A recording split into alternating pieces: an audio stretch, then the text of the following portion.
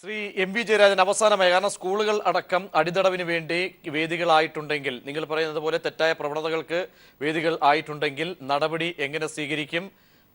ഏത് രീതിയിലായിരിക്കും ഈ നിലപാടിനെ? കാരണം ക്ഷേത്രത്തിന്റെ പരിസരത്തിലടക്കം ആയുധ പരിശീലനത്തിൽ സർക്കാരിന്റെ ഒരു നിലപാട് അറിയിച്ചതാണ്. ഇക്കാര്യത്തിലൊക്കെ ഒരു നിലപാടിലേക്ക് നിങ്ങൾ എങ്ങനെ പോകും?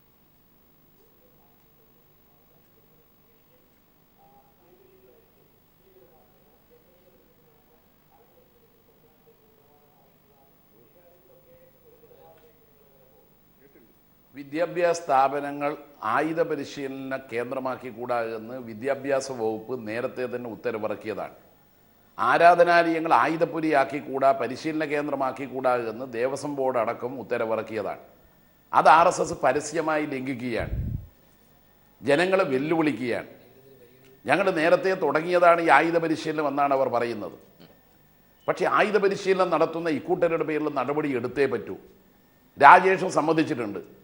നടപടി എടുത്താൽ രാജേഷ് എതിർക്കില്ല. രാജേഷ് കൂടി നിയമവിധേയമായി ഈ പ്രശ്നത്തെ സമീപിക്കണം. ഒരു ജയിൽ ഉദ്യോഗസ്ഥനാണ് ആയുധ പരിശീലനത്തിന് നേതൃത്വം കൊടുത്തത്. നടപടി എടുക്കണം. ചില മഠാധിപതികൾ ഈ ആയുധ പരിശീലനത്തിൽ പങ്കാളികളായിട്ടുണ്ട്. അവരുടെ പേരിൽ നടപടി എടുക്കണം. വിദ്യാഭ്യാസ സ്ഥാപനങ്ങൾ ആയുധ പരിശീലനത്തിന് വിട്ടുകൊടുത്ത മാനേജ്മെൻറ്റ് അത് അങ്ങേയറ്റം തെറ്റാണ് ചെയ്തിട്ടുള്ളത്. അവരും കുറ്റക്കാരാണ്. അവരുടെ പേരിൽ നടപടി എടുക്കണം. ഇങ്ങനെ നടപടി എടുക്കുമ്പോൾ നടപടി എടുത്തോളൂ എന്ന് പറഞ്ഞ രാജേഷെങ്കിലും മിണ്ടാതിരിക്കണം. അത് കുമ്മനത്തിന് വിട്ടുകൊടുക്കുക. പക്ഷെ നടപടി വന്നാൽ ഒരിക്കലും അതിനെ എതിർക്കരുത് എന്നാണ് എനിക്ക് അഭ്യർത്ഥിക്കാനുള്ളത്. പ്രത്യേകിച്ച് 48-ൽ ഗാന്ധിജിയെ കൊന്നപ്പോൾ RSSനെ നിരോധിച്ചതാണ്. അന്ന് ഗാന്ധിജിയെ കൊല്ലാൻ കൊണ്ടുപോയ ആയുധം തോക്കാണ്. അപ്പോൾ അവരുടെ കയ്യിൽ ആയുധമുണ്ട് എന്നുള്ളതിന് 1948 മുതൽ നമുക്ക് അനുഭവപാഠമാണ്, ചരിത്രം തെളിയിക്കുന്നുണ്ട്. ഗുജറാത്തിൽ 2000-ഓളം ആളുകളെ കൊന്നൊടുക്കിയത് ആയുധ പരിശീലനം നടത്തിയതിന് സർക്കാർ കൂടി നടപടിയിലേക്ക് എടുക്കാമെന്ന ഒരു തരത്തിലേക്കാണ് പോകുന്നത്. രാജേഷ് സ്വാഗതം. അതായത് ശ്രീ എം വി ജയരാജൻ പറഞ്ഞതുപോലെ ഗവൺമെന്റ് ഒരു സർക്കുലർ ഇറക്കിയിട്ടുണ്ടെങ്കിൽ ഒരു പക്ഷേ RSSന്റെ ക്യാമ്പുകൾ നടക്കുന്നതൊക്കെ ആ സർക്കുലറിന് വിധേയമായിട്ടായിരിക്കണം. അല്ല എങ്കിൽ LDF സർക്കാർ ഇറക്കിയ സർക്കുലർ അതുപോലെ പാലിപ്പിക്കുവാൻ വേണ്ടി LDF സർക്കാർ പരാജയപ്പെട്ടിരിക്കുന്നുവെങ്കിൽ നിങ്ങളുടെ സർക്കാരിന് തുടരാൻ അവകാശമില്ല. ആ സർക്കുലർ പ്രകാരമാണ് ക്യാമ്പുകൾ നടക്കുന്നതെങ്കിൽ ഞങ്ങൾ നിയമവിധേയമായിട്ടാണ് ക്യാമ്പുകൾ നടത്തുന്നത്. സംഘത്തിന്റെ സജീവമായിരുന്ന സമയത്ത് പ്രവീൺ തൊഗാഡിയ കോഴിക്കോട് പ്രസംഗം നടത്തിയിരുന്നു. ആ സമയത്ത് മുകുന്ദേട്ടൻ അറസ്റ്റ് ചെയ്യും എന്നൊരു പ്രചാരണം ഉണ്ടായിരുന്നു. അപ്പൊ മുകുന്ദേട്ടൻ പറഞ്ഞായിരുന്നു നിങ്ങളൊന്ന് അറസ്റ്റ് ചെയ്യും. അന്ന് മുകുന്ദേട്ടൻ അറസ്റ്റ് ചെയ്ത് അന്ന് കിട്ടിയ BJP 2 സീറ്റ് കൂടുതൽ. അപ്പൊ ഇങ്ങനെ ഒരു സംഘത്തിനെതിരെ അല്ലെങ്കിൽ RSS ഇങ്ങനെ ഒരു പിന്നെ അറസ്റ്റ് ഉണ്ടാകുമ്പോൾ സ്വാഭാവികമായിട്ട് അത് ഹിന്ദു സമുദായത്തിനെതിരെയുള്ള കടന്നുകയറ്റമായി ചിത്രീകരിക്കപ്പെടാൻ അതിലേക്ക് ഗുണം ചെയ്യുകയും ചെയ്യും. അതാണ് ഇതിന്റെ വലിയ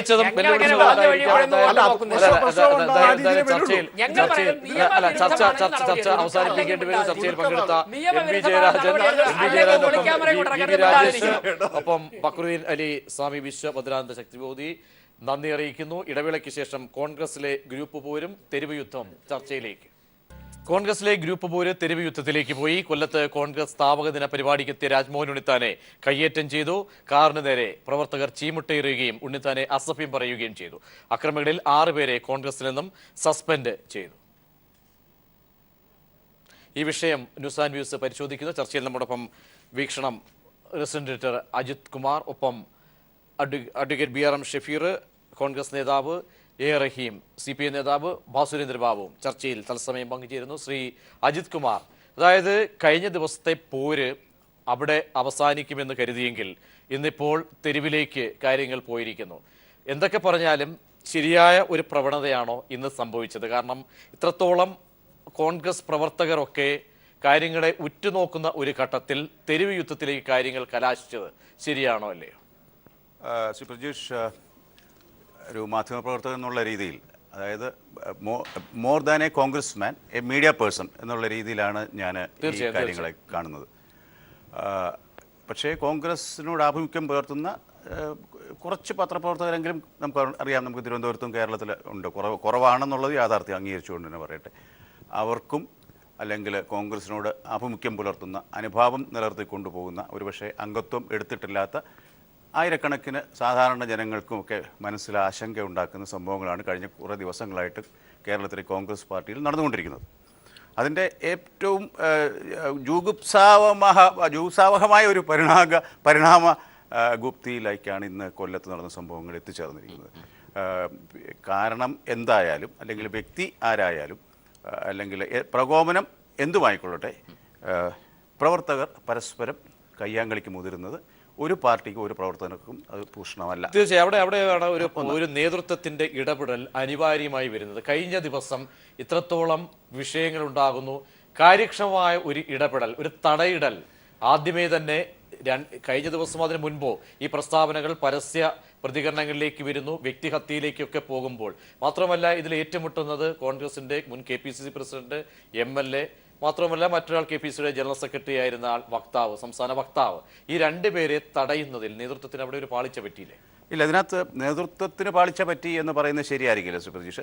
എന്തുകൊണ്ടെന്നാൽ ഇതിപ്പോൾ നേതൃത്വം കൃത്യമായി ഇടപെട്ടിരിക്കുന്നു എന്നുള്ളത് കൊണ്ടാണല്ലോ, KPCC നേതൃത്വം ഇടപെട്ടുകൊണ്ടാണല്ലോ DCCയോട് നടപടിയിൽ വിവരത്തെക്കുറിച്ച് ശ്രീ രാജ്മോഹൻ ഉണ്ണിത്താനെ നേരെ ഇന്ന് കൊല്ലത്ത് നടന്ന സംഭവത്തെക്കുറിച്ച് അടിയന്തരമായിട്ട് അന്വേഷണം ഏർപ്പെടുത്താനും ആ അന്വേഷണം നടത്തിയതിന് ശേഷം എത്രയും പെട്ടെന്ന് തന്നെ നടപടി ഉണ്ടാവുകയും ചെയ്തു. നമ്മൾ കണ്ടു 5-6 പേരെ, ചെറുപ്പക്കാരായ 5-6 പ്രവർത്തകർ മാത്രമല്ല പല സ്ഥാനങ്ങളും വഹിച്ചിട്ടുള്ളവരാണ്. വിദ്യാർത്ഥി സംഘടനാ തലത്തിലും യുവജന സംഘടനാ തലത്തിലും സ്ഥാനങ്ങൾ വഹിച്ചിട്ടുള്ളവർ ഉൾപ്പെടെയുള്ളവരെ അവർക്കെതിരെ നടപടി പെട്ടെന്ന് കൈക്കൊണ്ടിരിക്കുന്നു. അപ്പോൾ അവിടെ നേതൃത്വത്തിന് പരാജയപ്പെട്ടിരിക്കുന്നത് എവിടെയാണ്? നേതൃത്വം അടിയന്തരമായിട്ട് ഇടപെട്ടിരിക്കുന്നു. പക്ഷേ ഇങ്ങനെ ഒരു പ്രകോപനം ഉണ്ടാകുമെന്നോ അല്ലെങ്കിൽ ഒരു മുതിർന്ന നേതാവ് ആക്രമണത്തിന് വിധേയനാകുമെന്നൊന്നും നമുക്ക് നേരത്തെ പ്രതീക്ഷിക്കാൻ കഴിയില്ല. പക്ഷേ ഒരു കാര്യമാണ്, ശ്രീ രാജ്മോഹനെ സംബന്ധിച്ചിടത്തോളം ഇത് അദ്ദേഹത്തിന് നേരെ ഉണ്ടാകുന്നത് ആദ്യമായിട്ടല്ല. നമുക്കറിയാം, ഇവിടെ PMGയിലുള്ള ശാസ്ത്ര ഭവന്റെ അവിടെ വെച്ച് തന്നെ മുമ്പൊരിക്കൽ വർഷങ്ങൾക്ക് മുമ്പ് ശ്രീ രാജ്മോഹനെതിരെ 12 കൊല്ലം മുമ്പ് അദ്ദേഹത്തിനെതിരെ ഇതുപോലെ അക്രമം ഉണ്ടായിട്ടുണ്ട്. പക്ഷേ അതിനെ ന്യായീകരിക്കാൻ കഴിയില്ല. പക്ഷേ അതിൻ്റെ പിന്നിലുണ്ടായ ചേതോവികാരം എന്താണെന്ന് അന്വേഷിച്ചാൽ ഒരു പക്ഷേ ഞാൻ ഇത്രയും അനുഭാവം ശ്രീ രാജ്മോഹനോട് പ്രകടിപ്പിച്ച പോലുള്ള അനുഭാവം ഒരുപക്ഷെ ഈ പ്രവർത്തകർക്ക് ഉണ്ടാവില്ല. അദ്ദേഹം കഴിഞ്ഞ ദിവസം വളരെ പ്രകോപനപരമായ രീതിയിലും വളരെ തരം താഴ്ന്ന രീതിയിലുമുള്ള പ്രതികരണമാണ് പല കാര്യങ്ങളും അദ്ദേഹം നടത്തിയത്. തന്നെയല്ല, കേരളത്തിൻ്റെ മനസ്സിൽ അല്ല കേരള ജനതയുടെ മുന്നിൽ ശ്രീ K. മുരളീധരൻ എന്ന് പറയുന്ന കോൺഗ്രസ് നേതാവോ അല്ലെങ്കിൽ വലിയൊരു നേതാവിൻ്റെ മകനായിട്ടുള്ള ശ്രീ K. മുരളീധരൻ സ്വന്തമായി പന്താവ് വെട്ടി തുറന്ന് അദ്ദേഹം നേതൃസ്ഥാനത്ത് KPCC പ്രസിഡന്റ് ആയിരിക്കുകയും മന്ത്രിയും MLA യും ഒക്കെ ആയിരുന്ന MP ഒക്കെ ആയിരുന്ന ശ്രീ മുരളീധരൻ നമ്മുടെ കേരളീയരുടെ മനസ്സിൽ എവിടെ നിൽക്കുന്നു, ശ്രീ രാജ്മോഹൻ ഉണ്ട്. ആ ഒരു വ്യത്യാസം ഉണ്ടല്ലോ. ആ ഒരു അന്തരം തന്നെയാകണം ഒരുപക്ഷെ സാധാരണ പ്രവർത്തകരെ ഈ രാജ്മോഹനെതിരായിട്ട് പുണ്യത്തിനെതിരായിട്ട് തിരിയാൻ കാരണം എന്നുകൂടെ ഞാൻ വിശ്വസിക്കുന്നു. ശ്രീ ഷഫീർ, അതായത് അഭിലഷണീയമായ നീക്കങ്ങൾ അല്ലെങ്കിൽ ചുവടുവയ്പ്പുകളാണോ കോൺഗ്രസിൽ നടക്കുന്നത്? കാരണം എന്താണ് ഇവിടെ ആത്യന്തികമായി മുരളീധരൻ മുന്നോട്ട് വെച്ച വിഷയം എന്ത്? ആ വിഷയത്തിൽ നിന്ന് ഒരുപക്ഷെ മാറിപ്പോയി കാര്യങ്ങൾ തെരുവിലേക്ക് എത്തുമ്പോൾ എന്ത് മെസ്സേജാണ് ഈ കാര്യത്തിൽ നൽകുന്നത്? ലക്ഷക്കണക്കിന് കോൺഗ്രസ് പ്രവർത്തകരുടെ മനസ്സ് ഇന്ന് വേദനിച്ച നിമിഷങ്ങളാണ് കടന്നുപോയത്. അജിത് കുമാർ സാർ ചില കാര്യങ്ങൾ പറഞ്ഞു. സത്യത്തിൽ കോൺഗ്രസിൻ്റെ ഗ്രൂപ്പ് തർക്കങ്ങളല്ല ഇവിടുത്തെ പ്രശ്നം, ഏതെങ്കിലും വ്യക്തികൾ തമ്മിലുള്ള ആശയ സംവാദങ്ങളല്ല ഇവിടുത്തെ പ്രശ്നം. 2 കോൺഗ്രസ് നേതാക്കന്മാർ തമ്മിലുള്ള അഭിപ്രായ വ്യത്യാസം അത് കയ്യാങ്കളിലേക്കും തെരുവ് യുദ്ധത്തിലേക്കും അശ്ലീലങ്ങൾ പറയുന്നതിലേക്കും എത്തുമ്പോൾ ലക്ഷക്കണക്കിന് കോൺഗ്രസ് പ്രവർത്തകർ സത്യത്തിൽ നിരാശരാണ്. ഇത് കോൺഗ്രസിൻ്റെ പ്രവർത്തകരുടെ ഒരു വികാരമാണ് ഞാൻ പറയുന്നത്. ഈ പാർട്ടിയെ കൊണ്ട് ഒന്നും നേടാൻ പറ്റാത്ത പാവങ്ങൾ, ഈ പാർട്ടിയെ കൊണ്ടൊരു പോലീസ് സ്റ്റേഷനിൽ പോലും വിളിച്ചിട്ട് കാര്യങ്ങൾ സാധിക്കാത്ത കുറേ പാവങ്ങൾ, എന്ത് പ്രതിസന്ധി ഉണ്ടെങ്കിലും അവരുടെ വീട്ടിൽ പട്ടിണിയാണെങ്കിൽ പോലും പാർട്ടിയുടെ പരിപാടികളിൽ വന്നിരുന്നിട്ട് പൊള്ളുന്ന വെയിലത്ത് മുദ്രാവാക്യം വിളിക്കുന്നവർ, അങ്ങനെയുള്ളവരെയൊക്കെ ചിന്തിച്ചാൽ ഇങ്ങനെയുള്ള നേതാക്കന്മാർ കോൺഗ്രസ്സിന് വളരെ ഗുരുതരമായ ഇഞ്ചുറി ഉണ്ടാക്കിയിരിക്കുന്നു എന്നുള്ള കാര്യത്തിൽ ഒരു സംശയവുമില്ല. ഞാനൊരു കാര്യം പറയട്ടെ, എന്തായിരുന്നു പ്രകോപനം? ഞാൻ ചോദിക്കട്ടെ, കേരളത്തിലെ കോൺഗ്രസ് പ്രസ്ഥാനത്തിനകത്ത് അഭിപ്രായങ്ങൾ ഉണ്ടെങ്കിൽ അത് പറയാൻ വേദികളുണ്ടല്ലോ. കേരളത്തിലെ കോൺഗ്രസിനകത്ത് കോർ കമ്മിറ്റി അംഗമാണ് ബഹുമാനായ മുതിർന്ന നേതാവ് ശ്രീ K. മുരളീധരൻ. അദ്ദേഹത്തിന് മാധ്യമപ്രവർത്തകരുടെ മുമ്പിൽ വെച്ച് പ്രതിപക്ഷം മോശമാണ് എന്ന് പറയേണ്ടതുണ്ടായിരുന്നില്ല. ഇനി ഒരു ഗുഡ് സ്പിരിറ്റിലാണ് അദ്ദേഹം അത് പറഞ്ഞെങ്കിൽ പോലും അത് KPCCയിലോ അല്ലെങ്കിൽ KPCCയുടെ വേദിയിലോ ഉപയോഗിച്ചിരുന്നെങ്കിൽ അതൊരു പ്രകോപനത്തിലേക്ക് നീങ്ങുമായിരുന്നില്ല. ഒരുപക്ഷെ കോൺഗ്രസ് അഭിപ്രായങ്ങൾ കൂടുതൽ പറയാനുള്ള സ്വാതന്ത്ര്യമുള്ള പാർട്ടി അതുകൊണ്ട് അദ്ദേഹം അത് പറഞ്ഞതാവാം. പക്ഷേ അതിന് ശ്രീ ബഹുമാനായ KPCCയുടെ മുൻ വക്താവ് അദ്ദേഹത്തിന് കൊടുത്ത മറുപടി തികച്ചും അബ്യൂസിങ് വേർഡ്സ് ആയിപ്പോയി. അതിനൊന്നും ഒരു കാരണവശാലായിരിക്കുന്നില്ല. ഇവിടെ 2 നേതാക്കന്മാരും ചെയ്തത് പാർട്ടിക്ക്. ശ്രീ ഭാസുരേന്ദ്ര ബാബു, അതായത് ഇത് കേവലം ഒരു വ്യക്തി ഹത്യയുടെ അല്ലെങ്കിൽ വ്യക്തികൾ തമ്മിലുള്ള ഒരു വിഷയം മാത്രമായി കാണാവുന്നതാണ്. കാരണം ഇതിന്റെ പിന്നിൽ ഒരു വലിയൊരു ഗ്രൂപ്പിന്റെ വലിയൊരു തലമുണ്ട്. ആ അർത്ഥത്തിൽ നോക്കുമ്പോൾ താങ്കൾ എങ്ങനെ ഇന്നത്തെ വിഷയത്തെയും ഇനി നടക്കാൻ പോകുന്ന കാര്യങ്ങളെയും വിലയിരുത്തുന്നു? അത് ഈ പ്രതീക്ഷ ഈ ഗ്രൂപ്പ് വഴക്കുകൾ നമുക്ക് മനസ്സിലാക്കാനാകും. കോൺഗ്രസ് നിലനിൽക്കുന്നതിന് ഗ്രൂപ്പുകളിലൂടെയാണ്, ഗ്രൂപ്പുകൾ ഉള്ളതുകൊണ്ടാണ് കോൺഗ്രസ് പാർട്ടി നിലനിൽക്കുന്നത് എന്നൊക്കെ അംഗീകരിക്കുന്നവരാണ് കോൺഗ്രസ്സുകാർ. അങ്ങനെ വരുമ്പോൾ ഗ്രൂപ്പുകൾ ഉണ്ടാവുക വലിയ കുഴപ്പമില്ല, അത് ഉണ്ടല്ലോ. പക്ഷേ ഗ്രൂപ്പുകൾ ഉണ്ടായിരിക്കുന്ന കോൺഗ്രസ് ഈ കാര്യത്തിനകത്ത് തമ്മിലടി ഉണ്ടാകുന്ന ഒരവസ്ഥയിലേക്ക് വരുന്നത്, അല്ലെങ്കിൽ ഗ്രൂപ്പുകളിൽ നിന്ന് ഗ്രൂപ്പുകളിലേക്ക് ആൾക്കാർ ചേക്കേറുന്നു മാറുന്നത്, ഇതൊക്കെ അധികാരവുമായി ബന്ധിപ്പിച്ച് സംഭവിക്കുന്ന വളരെ വില കുറഞ്ഞ നാടകങ്ങളായി മാറുന്നു. 2004 സംഭവിച്ച കാര്യം എല്ലാവർക്കും അറിയാൻ ഇപ്പോഴും വരുന്നു. ഒരു വ്യാഴവട്ടം കഴിയുമ്പം വീണ്ടും ഉണ്ണിത്താന് ആക്രമണം നേരിടേണ്ടി വരുന്നു ഷഫീർ. അതൊരു നല്ല കാര്യമല്ലല്ലോ. അതുമാത്രമല്ല, ഏറ്റവും നല്ല സരസമായ ഒരു കാര്യം ഇക്കാര്യം ഞാൻ കാണുന്നത്, പഴയ പ്രതിയോഗികൾ തന്നെയാണ് കൊമ്പ് കോർക്കുന്നത്.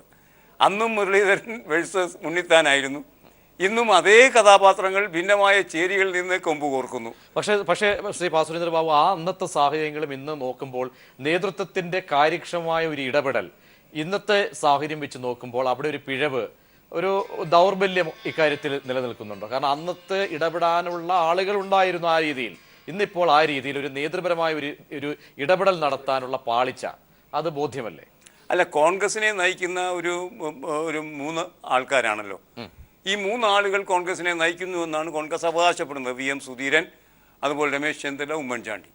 സത്യത്തിൽ കഴിഞ്ഞ തെരഞ്ഞെടുപ്പിൻ്റെ പരാജയം, ആ പരാജയത്തിലേക്ക് നയിച്ച കാര്യം, ആ കാര്യങ്ങളെ മുൻനിർത്തി കേരളത്തിലെ കോൺഗ്രസ്സുകാർ കയ്യേൽക്കേണ്ട നവീകരണം, ഇതൊന്നും സംഭവിച്ചില്ല. അതേ ആളുകൾ തന്നെ വീണ്ടും നയിക്കുന്നൊരവസ്ഥ, അതേ ആളുകളും അവരുടെ രീതികളും തന്നെ വീണ്ടും നയിക്കുന്ന സമയത്ത് എങ്ങനെയാണ് ഒരു പുനരേകീകരണമോ പുനഃസംഘാടനമോ അല്ലെങ്കിൽ ഒരു ശുദ്ധി കലശമോ അതിനകത്തുണ്ടാവുക? ഞാൻ ചോദിക്കട്ടെ, ഉമ്മൻചാണ്ടിയെ പോലെയുള്ളൊരു നേതാവിനെ നിലനിർത്തിക്കൊണ്ട് തന്നെ കോൺഗ്രസ്സിന് വീണ്ടും നവീകരിക്കപ്പെട്ട പാതയിലൂടെ സഞ്ചരിക്കാൻ കഴിയും എന്നൊക്കെ എങ്ങനെ വിശ്വസിക്കാൻ കഴിയുന്നു കോൺഗ്രസ്സുകാർക്ക്? അപ്പം പരാജയങ്ങളിൽ നിന്ന് പാഠം ഉൾക്കൊണ്ടുകൊണ്ട് പ്രസ്ഥാനത്തെ നവീകരിക്കുന്ന ഒരു പ്രവർത്തനത്തിൽ ഏർപ്പെട്ടോ കോൺഗ്രസ് എന്ന കാര്യം ഈ ഏറ്റുമുട്ടലിൻ്റെ പശ്ചാത്തലത്തിൽ, തെരുവിലേക്ക് കൊണ്ടുവരുന്ന ഒരു ചക്കളത്തി പോരാട്ടത്തിൻ്റെ പശ്ചാത്തലത്തിലെങ്കിലും കോൺഗ്രസ്സുകാർ ചിന്തിക്കണം. അജിത്തും ഷഫീറും ഒക്കെ ചിന്തിക്കണം. ശ്രീ റഹീമിലേക്ക് എത്തുമ്പോൾ ശ്രീ അജിത് കുമാർ, അതാണ് അവിടെ. കാരണം ഈ ഗ്രൂപ്പിന്റെ ഒരു തലമുണ്ട്, ആ തലം നമുക്ക് തള്ളിക്കിടാൻ സാധിക്കുകയില്ല. ഈ തലത്തിൽ മുന്നോട്ട് പോവുകയാണെങ്കിൽ DCC പുനഃസംഘടന കൊണ്ടോ അല്ലെങ്കിൽ എങ്ങനെ ഒരു പുനരേകീകരണം, കാരണം വലിയൊരു തോൽവി അത് ലോക്സഭയിൽ അല്ലെങ്കിൽ നിയമസഭയിൽ ഉണ്ടാകുന്നു. അതിനുശേഷം മുന്നണികളൊക്കെ തന്നെ വിട്ടുപോകുന്നു. ഘടകകക്ഷികളൊക്കെ ഒപ്പം നിർത്തേണ്ട കോൺഗ്രസിന്റെ സ്ഥിതി, ഒരു അങ്കലാപ്പ് താങ്കളെപ്പോലുള്ള മാധ്യമപ്രവർത്തകർക്കുമില്ലേ? തീർച്ചയായിട്ടും അത് നിഷേധിക്കാൻ കഴിയാത്തൊരു യാഥാർത്ഥ്യമാണ്. തന്നെയല്ല, ബഹുമാനായ ശ്രീ പാസുരേന്ദ്രബാബു സൂചിപ്പിച്ചതുപോലെ എല്ലാ കാലത്തും കോൺഗ്രസിൽ ഗ്രൂപ്പുകൾ ഉണ്ടായിട്ടുണ്ട്. ഒരുപക്ഷെ ഗ്രൂപ്പുകൾ ശക്തി പ്രാപിക്കുന്നതോടുകൂടിയാണ് പാർട്ടി മൊത്തത്തിൽ ശക്തിപ്പെടുന്നതെന്നുള്ള തിയറി പോലും ഒരു കാലത്ത് കോൺഗ്രസ്സിൽ പ്രബലമായിരുന്നു. പക്ഷേ ഇപ്പോൾ അങ്ങനെ നോക്കുമ്പോൾ ഇപ്പോൾ ഗ്രൂപ്പുകൾ ഇപ്പോൾ എവിടെ നിൽക്കുന്നു, അല്ലെങ്കിൽ ഗ്രൂപ്പുകളുടെ ആ ഒരു ഇക്വേഷൻ എന്ന് പറയുന്നത് എങ്ങനെ മറിഞ്ഞിരിക്കുന്നു? ഒരു കാലത്ത് ശ്രീ കെ മുരളീധരനും ശ്രീ രാജ്മോഹൻ ഉണ്ണിത്താനും ഒക്കെ ഈ പ്രതിനിധീകരിച്ചിരുന്ന ഒരു ഗ്രൂപ്പാണല്ലോ ഐ ഗ്രൂപ്പ് എന്ന് പറയുന്നത്. ശ്രീ കെ കരുണാകരൻ്റെ നേതൃത്വത്തിലുള്ള ആ ഗ്രൂപ്പിൻ്റെ അവിഭാജ്യ ഘടകമായിട്ട് മാറി ശ്രീ മുരളീധരൻ. അദ്ദേഹത്തിൻ്റെ ഒരുപക്ഷെ ശ്രീ കെ കരുണാകരനെ ഏറ്റവും അധികം ആശ്രയിക്കുകയും അദ്ദേഹത്തിൻ്റെ ആശ്രിത വാത്സല്യം ഒരുപാട് ഏറ്റുവാങ്ങുകയും ചെയ്ത ഒരാളാണ് ശ്രീ രാജ്മോഹൻ ഉണ്ണിത്താൻ. അപ്പോൾ അവരൊക്കെ അന്ന് ഒരു ഗ്രൂപ്പിൽ ഐ ഗ്രൂപ്പിൻ്റെ ഭാഗമായിട്ട് തന്നെ നിന്നവരാണ്, നിഷേധിക്കാൻ കഴിയാത്ത കാര്യമാണ്. നമുക്കൊക്കെ വളരെ വ്യക്തമായിട്ട് അറിയാവുന്നതാണ്. ഇപ്പോൾ എവിടെ നിൽക്കുന്നു ഒരു രണ്ടുപേരും? ശ്രീ രാജ്മോഹൻ ഉണ്ണിത്താൻ ഇപ്പോൾ ഏത് ഗ്രൂപ്പിലുണ്ട്? ശ്രീ മുരളീധരൻ ഇപ്പോൾ ഐ ഗ്രൂപ്പിൻ്റെ ഭാഗമാണോ? അപ്പോൾ ഈ ഗ്രൂപ്പുകളുടെ ആ ഒരു അതിപ്രസരം ഒരുപക്ഷെ മാറിക്കൊണ്ടിരിക്കുന്നു എന്നുള്ളത് ഒരു നല്ല കാര്യമായിട്ട് കാണേണ്ട ഒരു അവസരത്തിലാണ് ഇങ്ങനെ നൈരാശ്യം പകർത്തുന്ന ചില സംഭവങ്ങൾ. അതായത് അവിടെ ശ്രീ അജിത്ത്, ഉമ്മൻചാണ്ടി ഇല്ലാതെ പിണക്കിക്കൊണ്ട് മുന്നോട്ട് ഈ പറയുന്ന രീതിയിൽ പോകാൻ കഴിയുമോ? കാരണം എ ഗ്രൂപ്പ് ഒരുപക്ഷെ പുനഃസംഘടന വരുമ്പോൾ അവിടെ വ്യക്തമായും ഒരു മെസ്സേജ് എ ഗ്രൂപ്പിന് ബോധ്യമുണ്ടാകുന്നു. പ്രവർത്തകരൊക്കെ തന്നെ വലിയ ഒരു പക്ഷേ അമർഷത്തിലേക്ക് പോകുന്നു. അതിനപ്പുറത്തേക്ക് അപ്പോഴും ഉള്ളിലൊരു വിശ്വാസം. അത്തരത്തിൽ ഉമ്മൻചാണ്ടിയെ പിണക്കിക്കൊണ്ട് മുന്നോട്ട് പോകാൻ കഴിയില്ല എന്നൊരു യാഥാർത്ഥ്യം കൂടി ഇതിൽ മറഞ്ഞിരിക്കുന്നു. തീർച്ചയായിട്ടും ആ യാഥാർത്ഥ്യം അംഗീകരിക്കുന്ന ഒരു കോൺഗ്രസ് നിരീക്ഷകനോ അല്ലെ അനുഭാവിയാണ് ഞാൻ. തീർച്ചയായിട്ടും ഈ മാറി വന്ന സാഹചര്യത്തിൽ, അത് മുൻപായിരുന്നപ്പോഴും ഇപ്പോൾ UDF പ്രതിപക്ഷത്തിരിക്കുന്ന സമയമായിരുന്നപ്പോഴും കോൺഗ്രസ് ഭരണത്തിലിരിക്കുന്ന സമയത്തൊക്കെ ആയിരുന്നാലും ശ്രീ ഉമ്മൻചാണ്ടിയെ പോലെ ഒരു പാൻ കേരള അപ്പീൽ എന്ന് നമ്മൾ പറയില്ല, സംസ്ഥാന വ്യാപകമായിട്ട് കളിക്കവിള മുതൽ കാസർഗോഡ് എന്ന് പറയുന്നവർ, അല്ലെങ്കിൽ കാഞ്ഞങ്ങാട് വരെ എന്ന് പറയുന്ന അപ്പുറത്തോട്ടും പറയുന്നവർ, കർണാടക അതിർത്തി വരെയുള്ള മലയാളി സമൂഹത്തിൻ്റെ മനസ്സിൽ സ്ഥാനം പിടിച്ചിരിക്കുന്ന ഇത്ര ശക്തമായ വേരോട്ടമുള്ള, മനസ്സിൽ വേരോട്ടമുള്ള മറ്റൊരു നേതാവ് കോൺഗ്രസിൽ കേരളത്തിലെ കോൺഗ്രസിൽ ഇല്ല എന്നുള്ള യാഥാർത്ഥ്യം അംഗീകരിച്ചുകൊണ്ട് തന്നെ ഞാൻ അദ്ദേഹത്തിന് ആ കാര്യത്തിൽ ഞാൻ സല്യൂട്ട് ചെയ്യുന്നു. ശ്രീ ഉമ്മൻചാണ്ടിയുടെ നേതൃത്വം അംഗീകരിക്കുന്നവരായിരിക്കും ഒരുപക്ഷെ ഗ്രൂപ്പുകൾ എന്തും ആയിക്കോട്ടെ, ഒരു ഗ്രൂപ്പും ഇല്ല, ഒരു പാർട്ടി ഇല്ലാത്ത ആൾക്കാർ പോലും ശ്രീ ഉമ്മൻചാണ്ടി എന്ന് പറഞ്ഞ മുഖ്യമന്ത്രിയെയും അദ്ദേഹം ശ്രീ ഉമ്മൻചാണ്ടി നയിക്കുന്ന അല്ലെങ്കിൽ അദ്ദേഹം പ്രതിനിധാനം ചെയ്യുന്ന പാർട്ടിയുടെ ആ വിഭാഗത്തെയും ഒക്കെ ഏറെ ബഹുമാനിക്കുകയും ശ്രീ ഉമ്മൻചാണ്ടിയുടെ നേതൃത്വം അംഗീകരിക്കുകയും ചെയ്യുന്നവരാണ്. അപ്പോൾ ശ്രീ ഉമ്മൻചാണ്ടിയെ ഒഴിവാക്കിക്കൊണ്ട് കേരളത്തിൽ കോൺഗ്രസിന് ഒരു നിലനിൽപ്പ് ഇല്ല എന്ന് തന്നെയല്ല, മുന്നോട്ടുള്ള പോക്കെല്ലാം തന്നെയല്ല, നിലനിൽപ്പ് പോലും ഇല്ലാത്ത അവസ്ഥയാണെന്നുള്ള യാഥാർത്ഥ്യം അംഗീകരിക്കുന്ന ഒരാളാണ് ഞാൻ. ശ്രീ റഹീം, അതായത് ഇവിടെ ഒരു കാര്യമുണ്ട്. അവരുടെ ആഭ്യന്തര പ്രശ്നമാണെങ്കിൽ കൂടിയും ഇതിനകത്ത് നിങ്ങളുടെ സർക്കാരിൻ്റെ മേന്മയെ ചൊല്ലിയുള്ള ഒരു തർക്കത്തിലേക്കാണ് കാര്യങ്ങൾ പോയത്. അതായത് അവിടെ സർക്കാർ ഒരുപക്ഷെ ഭരണപക്ഷവും പ്രതിപക്ഷവും നിങ്ങൾ തന്നെ എന്ന തലത്തിലേക്ക്. എന്താണ് കോൺഗ്രസിന് ഒരുപക്ഷെ ആത്യന്തികമായി സംഭവിച്ചത്? പഴയ കാലങ്ങൾക്കും അപ്പുറത്തേക്ക് സങ്കീർണമായി അവർ ആഭ്യന്തര വിഷയമാണെങ്കിൽ കൂടിയും ഘടകകക്ഷികൾ പല തട്ടിൽ, കാരണം നിങ്ങൾക്ക് അവിടെ ഒരു സാധ്യത അതാണ് കൽപ്പിക്കപ്പെടുന്നത്, പല ഘടകകക്ഷികളും ഒരുപക്ഷെ തെന്നിയും തെറിച്ച് നിൽക്കുന്ന ഒരു സാഹചര്യത്തിൽ കൂട്ടായി കൊണ്ടുപോകാൻ കഴിയാത്തൊരു സാഹചര്യം. ഈ സാഹചര്യത്തിലേക്ക് നോക്കുമ്പോൾ കോൺഗ്രസിന് ഏതെങ്കിലും തരത്തിൽ ഇനി മുമ്പോട്ട് പോകാൻ കഴിയും വിധമുള്ള സാഹചര്യം, കോൺഗ്രസിന്റെ രാഷ്ട്രീയം ഇതോടുകൂടി അവസാനിച്ചു പോകുമെന്ന് ഞാൻ പറയുന്നില്ല. കോൺഗ്രസിന് നിലനിൽപ്പ് തന്നെ അവസാനത്തിലാകുമെന്ന് ഞാൻ കരുതുന്നില്ല. ഇപ്പോൾ ഇതെല്ലാം നാളെ അവസാനിച്ചെന്നിരിക്കാം. ഇതിനേക്കാൾ ഗുരുതരമായ പ്രശ്നം ഇപ്പോൾ തിരുവനന്തപുരം പ്രിയദർശിനി പ്ലാനറ്റോറിയത്തിന്റെ മുമ്പിൽ വെച്ച് പണ്ടൊരിക്കൽ നേരത്തെ ശ്രീ ഭാസ്കരേന്ദ്രബാബു പറഞ്ഞതുപോലെ പഴയൊരു കാലം എന്തായിരുന്നു, തെരുവ് യുദ്ധം തന്നെയായിരുന്നു. അപ്പോൾ ഇതെല്ലാം ഒരുപാട് ഘട്ടങ്ങൾ തെരുവ് യുദ്ധങ്ങളിലൂടെ തന്നെയാണ് കോൺഗ്രസിന്റെ ചരിത്രം. കോൺഗ്രസിന്റെ ചരിത്രം എന്നാൽ ഗ്രൂപ്പുകളുടെ ചരിത്രം തന്നെയാണ്. ഗ്രൂപ്പുകളുടെ ചരിത്രം കോൺഗ്രസിന്റെ ചരിത്രമാണ്. അപ്പോൾ ഇത് ഇനിയും പോയതിരിക്കും. പക്ഷെ ഇവിടെ വരുന്ന പ്രശ്നം അന്നത്തെ സാഹചര്യം പോലെ അല്ലത്. ഇപ്പോൾ ദേശീയ തലത്തിൽ എവിടെയാണ് കോൺഗ്രസ് ഉള്ളത്? ഇതാരാണ് നടപടിയെടുക്കാൻ പോകുന്നത്? AICCക്ക് ഇന്നുള്ള ശക്തി എന്താണ്? AICC ഇന്ന് വളരെ തീരെ ദുർബലമായി പോയി. മുമ്പെല്ലാം ഇവിടെ വരുമ്പോൾ ഹൈക്കമാൻഡിനെ ആശ്രയിച്ചാണല്ലോ കാര്യങ്ങൾ നിന്നിരുന്നത്. ഏറ്റവും കൂടുതൽ ഹൈക്കമാൻഡ് വാളെടുക്കും. ഹൈക്കമാൻഡ് പരമപ്രധാനമാണ് കോൺഗ്രസിനെ സംബന്ധിച്ച്. പക്ഷെ ഇപ്പോൾ അങ്ങനെയല്ല. ഇപ്പോൾ ഹൈക്കമാൻഡ് ദുർബലമാകുന്നു. കോൺഗ്രസ് ദേശീയ തലത്തിൽ വലിയൊരു പ്രതിസന്ധി നേരിടുന്നു. കേരളത്തിൽ കോൺഗ്രസ് വലിയൊരു തിരിച്ചടി നേരിട്ടിരിക്കുന്നു. UDF ശിഥിലമാകാനുള്ള പല സാധ്യതകളുണ്ട്. ഇതെല്ലാം നിൽക്കുമ്പോൾ രാജ്യത്ത് കടുത്ത സംഘപരിവാർ, ഞാൻ ചോദിക്കട്ടെ, സംഘപരിവാറിനെതിരായിട്ട് ശക്തമായ ഒരു മൂവ്മെന്റ് നടക്കേണ്ട ഒരു സമയം, രാജ്യത്ത് നോട്ട് നിരോധനത്തിനെതിരെ എല്ലാവിധ ഐക്യപ്പെടലുകളും ഉണ്ടാകുന്ന ഒരു കാലം, അങ്ങനെയെല്ലാം ഉണ്ടാകുന്ന ഒരു സന്ദർഭത്തിൽ കോടതിയാകട്ടെ വിവിധ നിയമസഭകളാകട്ടെ അങ്ങനെ സമസ്ത മേഖലകളും ഒരു പ്രതിരോധ നില കെട്ടിപ്പടുക്കാൻ വേണ്ടി തയ്യാറെടുക്കുന്ന ഒരു സാഹചര്യത്തിലാണ് കോൺഗ്രസിന്റെ ഏറെ ശക്തമായ, ഇന്ത്യയിൽ ഏറെ ശക്തമായ കോൺഗ്രസ് യൂണിറ്റുകളിലൊന്നാണ് KPCC കേരളത്തിലെ. ഈ കേരളത്തിലെ ഈ KPCCക്ക് ശക്തി നഷ്ടപ്പെടുന്നു, തെരുവ് യുദ്ധത്തിലേക്ക് പോകുന്നു. ഇത് വരും ദിവസങ്ങളിൽ എങ്ങനെ അവസാനിക്കുമെന്ന് പറയാൻ കഴിയും.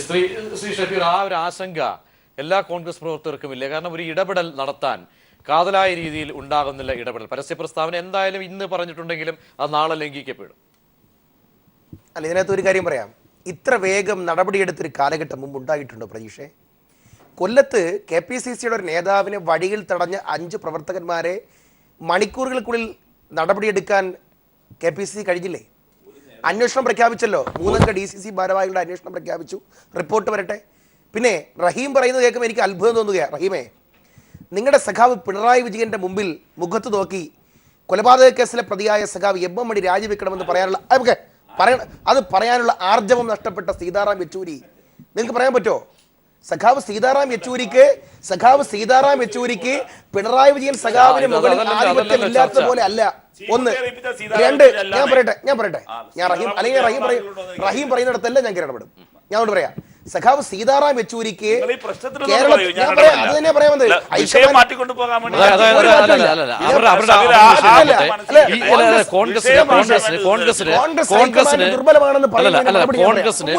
ഇടപെടലിലൂടെ തടയിടാൻ കഴിയാവുന്ന സാഹചര്യമാണ് ഉള്ളത്. ഞാൻ പറയാം.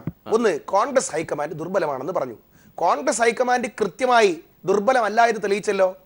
14 DCC അധ്യക്ഷന്മാരെ നിയോഗിച്ചപ്പോൾ ഇവിടെ പലരും ഗ്രൂപ്പും ഗോത്രങ്ങളും ഒക്കെ പറഞ്ഞിട്ട് ലിസ്റ്റ് കൊടുത്തു എന്നൊക്കെ പറഞ്ഞപ്പോൾ പല നേതാക്കന്മാരെയും പിന്നെ അവഗണിച്ചു എന്നും പരിഗണിച്ചു എന്നൊക്കെ പറഞ്ഞപ്പോൾ കോൺഗ്രസ് ഹൈക്കമാൻഡ് നിശ്ചയിക്കാത്ത ആരെങ്കിലും DC പ്രസിഡന്റായിട്ട് വന്നോ? അവിടെയാണ് കോൺഗ്രസ് ഹൈക്കമാൻഡിന്റെ ബലം. 2, കോൺഗ്രസ് ഹൈക്കമാൻഡ് പിന്നെ ഒരു ഇലക്ഷനിൽ ദുർബലപ്പെട്ടു, അതുകൊണ്ട് ഇതോടുകൂടി അങ്ങ് തീർന്നു പോയി എന്നൊക്കെ പറഞ്ഞാൽ നിങ്ങൾ മനസ്സിലാക്കേണ്ടത് ഇന്ത്യയുടെ ചരിത്രം കോൺഗ്രസ് എപ്പോഴെല്ലാം ദുർബലപ്പെട്ടിട്ടുണ്ടോ അപ്പോഴെല്ലാം അതിനേക്കാൾ ശക്തിയോടുകൂടി തിരിച്ചു വന്നിട്ടുണ്ട്. 2, പ്രതിപക്ഷ ഐക്യനിരയിൽ കോൺഗ്രസ് വന്നില്ല. അത് കേരളത്തിലെ KPCയുടെ ദോഷം. ഇന്നലെ ശ്രീമാൻ രാഹുൽ ഗാന്ധിയുടെ നേതൃത്വത്തിൽ 8 പാർട്ടികൾ ഇന്ത്യൻ പാർലമെന്റിനകത്ത് നടന്ന ഇഷ്യൂവിനെ ചൊല്ലി ഡൽഹിയിൽ സമ്മേളിച്ചു. മമതാ ബാനർജി ഒറ്റയാള് രാഹുൽ ഗാന്ധിയുടെ വലയ സൈഡ് വന്നിരുന്ന ഒരൊറ്റ കാരണത്താൽ CPM നേതാക്കന്മാർ ആ ഐക്യ മുന്നണിയിൽ നിന്നും ആ ഐക്യ നിരയിൽ നിന്നും വിട്ടുനിന്നു. അപ്പോ മമതാ ബാനർജിയുടെ ഇഷ്യൂ ഉയർത്തി കാണിച്ച് CPM പോലെ തന്നെ ഈ ഹൈക്കമാൻഡിന്റെ ഇടപെടലിലേക്ക് വരുമ്പോൾ ആന്റണി പോലും അപ്രസക്തനാകുന്ന ഇടപെടാൻ കഴിയാത്ത ഒരുപക്ഷെ അദ്ദേഹത്തിന്റെ രാഷ്ട്രീയം മറ്റു രാഷ്ട്രീയം ഉണ്ടായിരിക്കും ഈ രീതിയിൽ.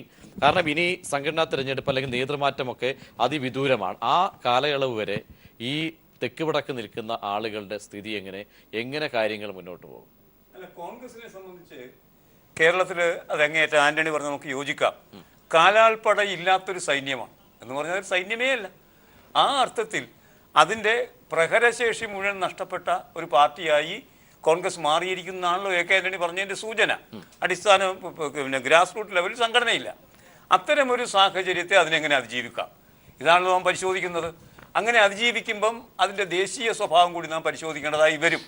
മുൻകാലഘട്ടങ്ങളിൽ കോൺഗ്രസ് അതിൻ്റെ തകർച്ചയെ അതിജീവിച്ചത് ഹൈക്കമാൻഡ് ശക്തമായിരുന്ന കാലമായിരുന്നു. ഇപ്പം ഷഫീർ പറയുന്നത് ഹൈക്കമാൻഡ് പറഞ്ഞ നടന്നില്ലേ എന്നാണ്. നടത്താൻ ഹൈക്കമാൻഡ് നോക്കുന്നുണ്ട്, നടക്കുന്നില്ല എന്നതാണ് സത്യം. ഇപ്പോൾ ഹൈക്കമാൻഡ് പറഞ്ഞത് ശരിയായിരുന്നുവെങ്കിൽ ഇപ്പോഴെന്തായിരുന്നു ഉമ്മൻചാണ്ടി ഇങ്ങനെ ഇടഞ്ഞു നിൽക്കേണ്ട കാര്യം എന്താ? തെരഞ്ഞെടുപ്പിൻ്റെ സമയത്ത് പിന്നെ സ്ഥാനാർത്ഥി നിർണയത്തിൻ്റെ കാര്യത്തിൽ ഉമ്മൻചാണ്ടി ഇടഞ്ഞത് ഹൈക്കമാൻഡ് അംഗീകരിക്കുകയുണ്ടായല്ലോ. അതേ ഇടഞ്ഞു നിൽക്കാൻ അവസ്ഥ ഇപ്പോഴും ഉമ്മൻചാണ്ടിക്കുണ്ട്. പക്ഷെ അത് അംഗീകരിക്കപ്പെടുന്നില്ല.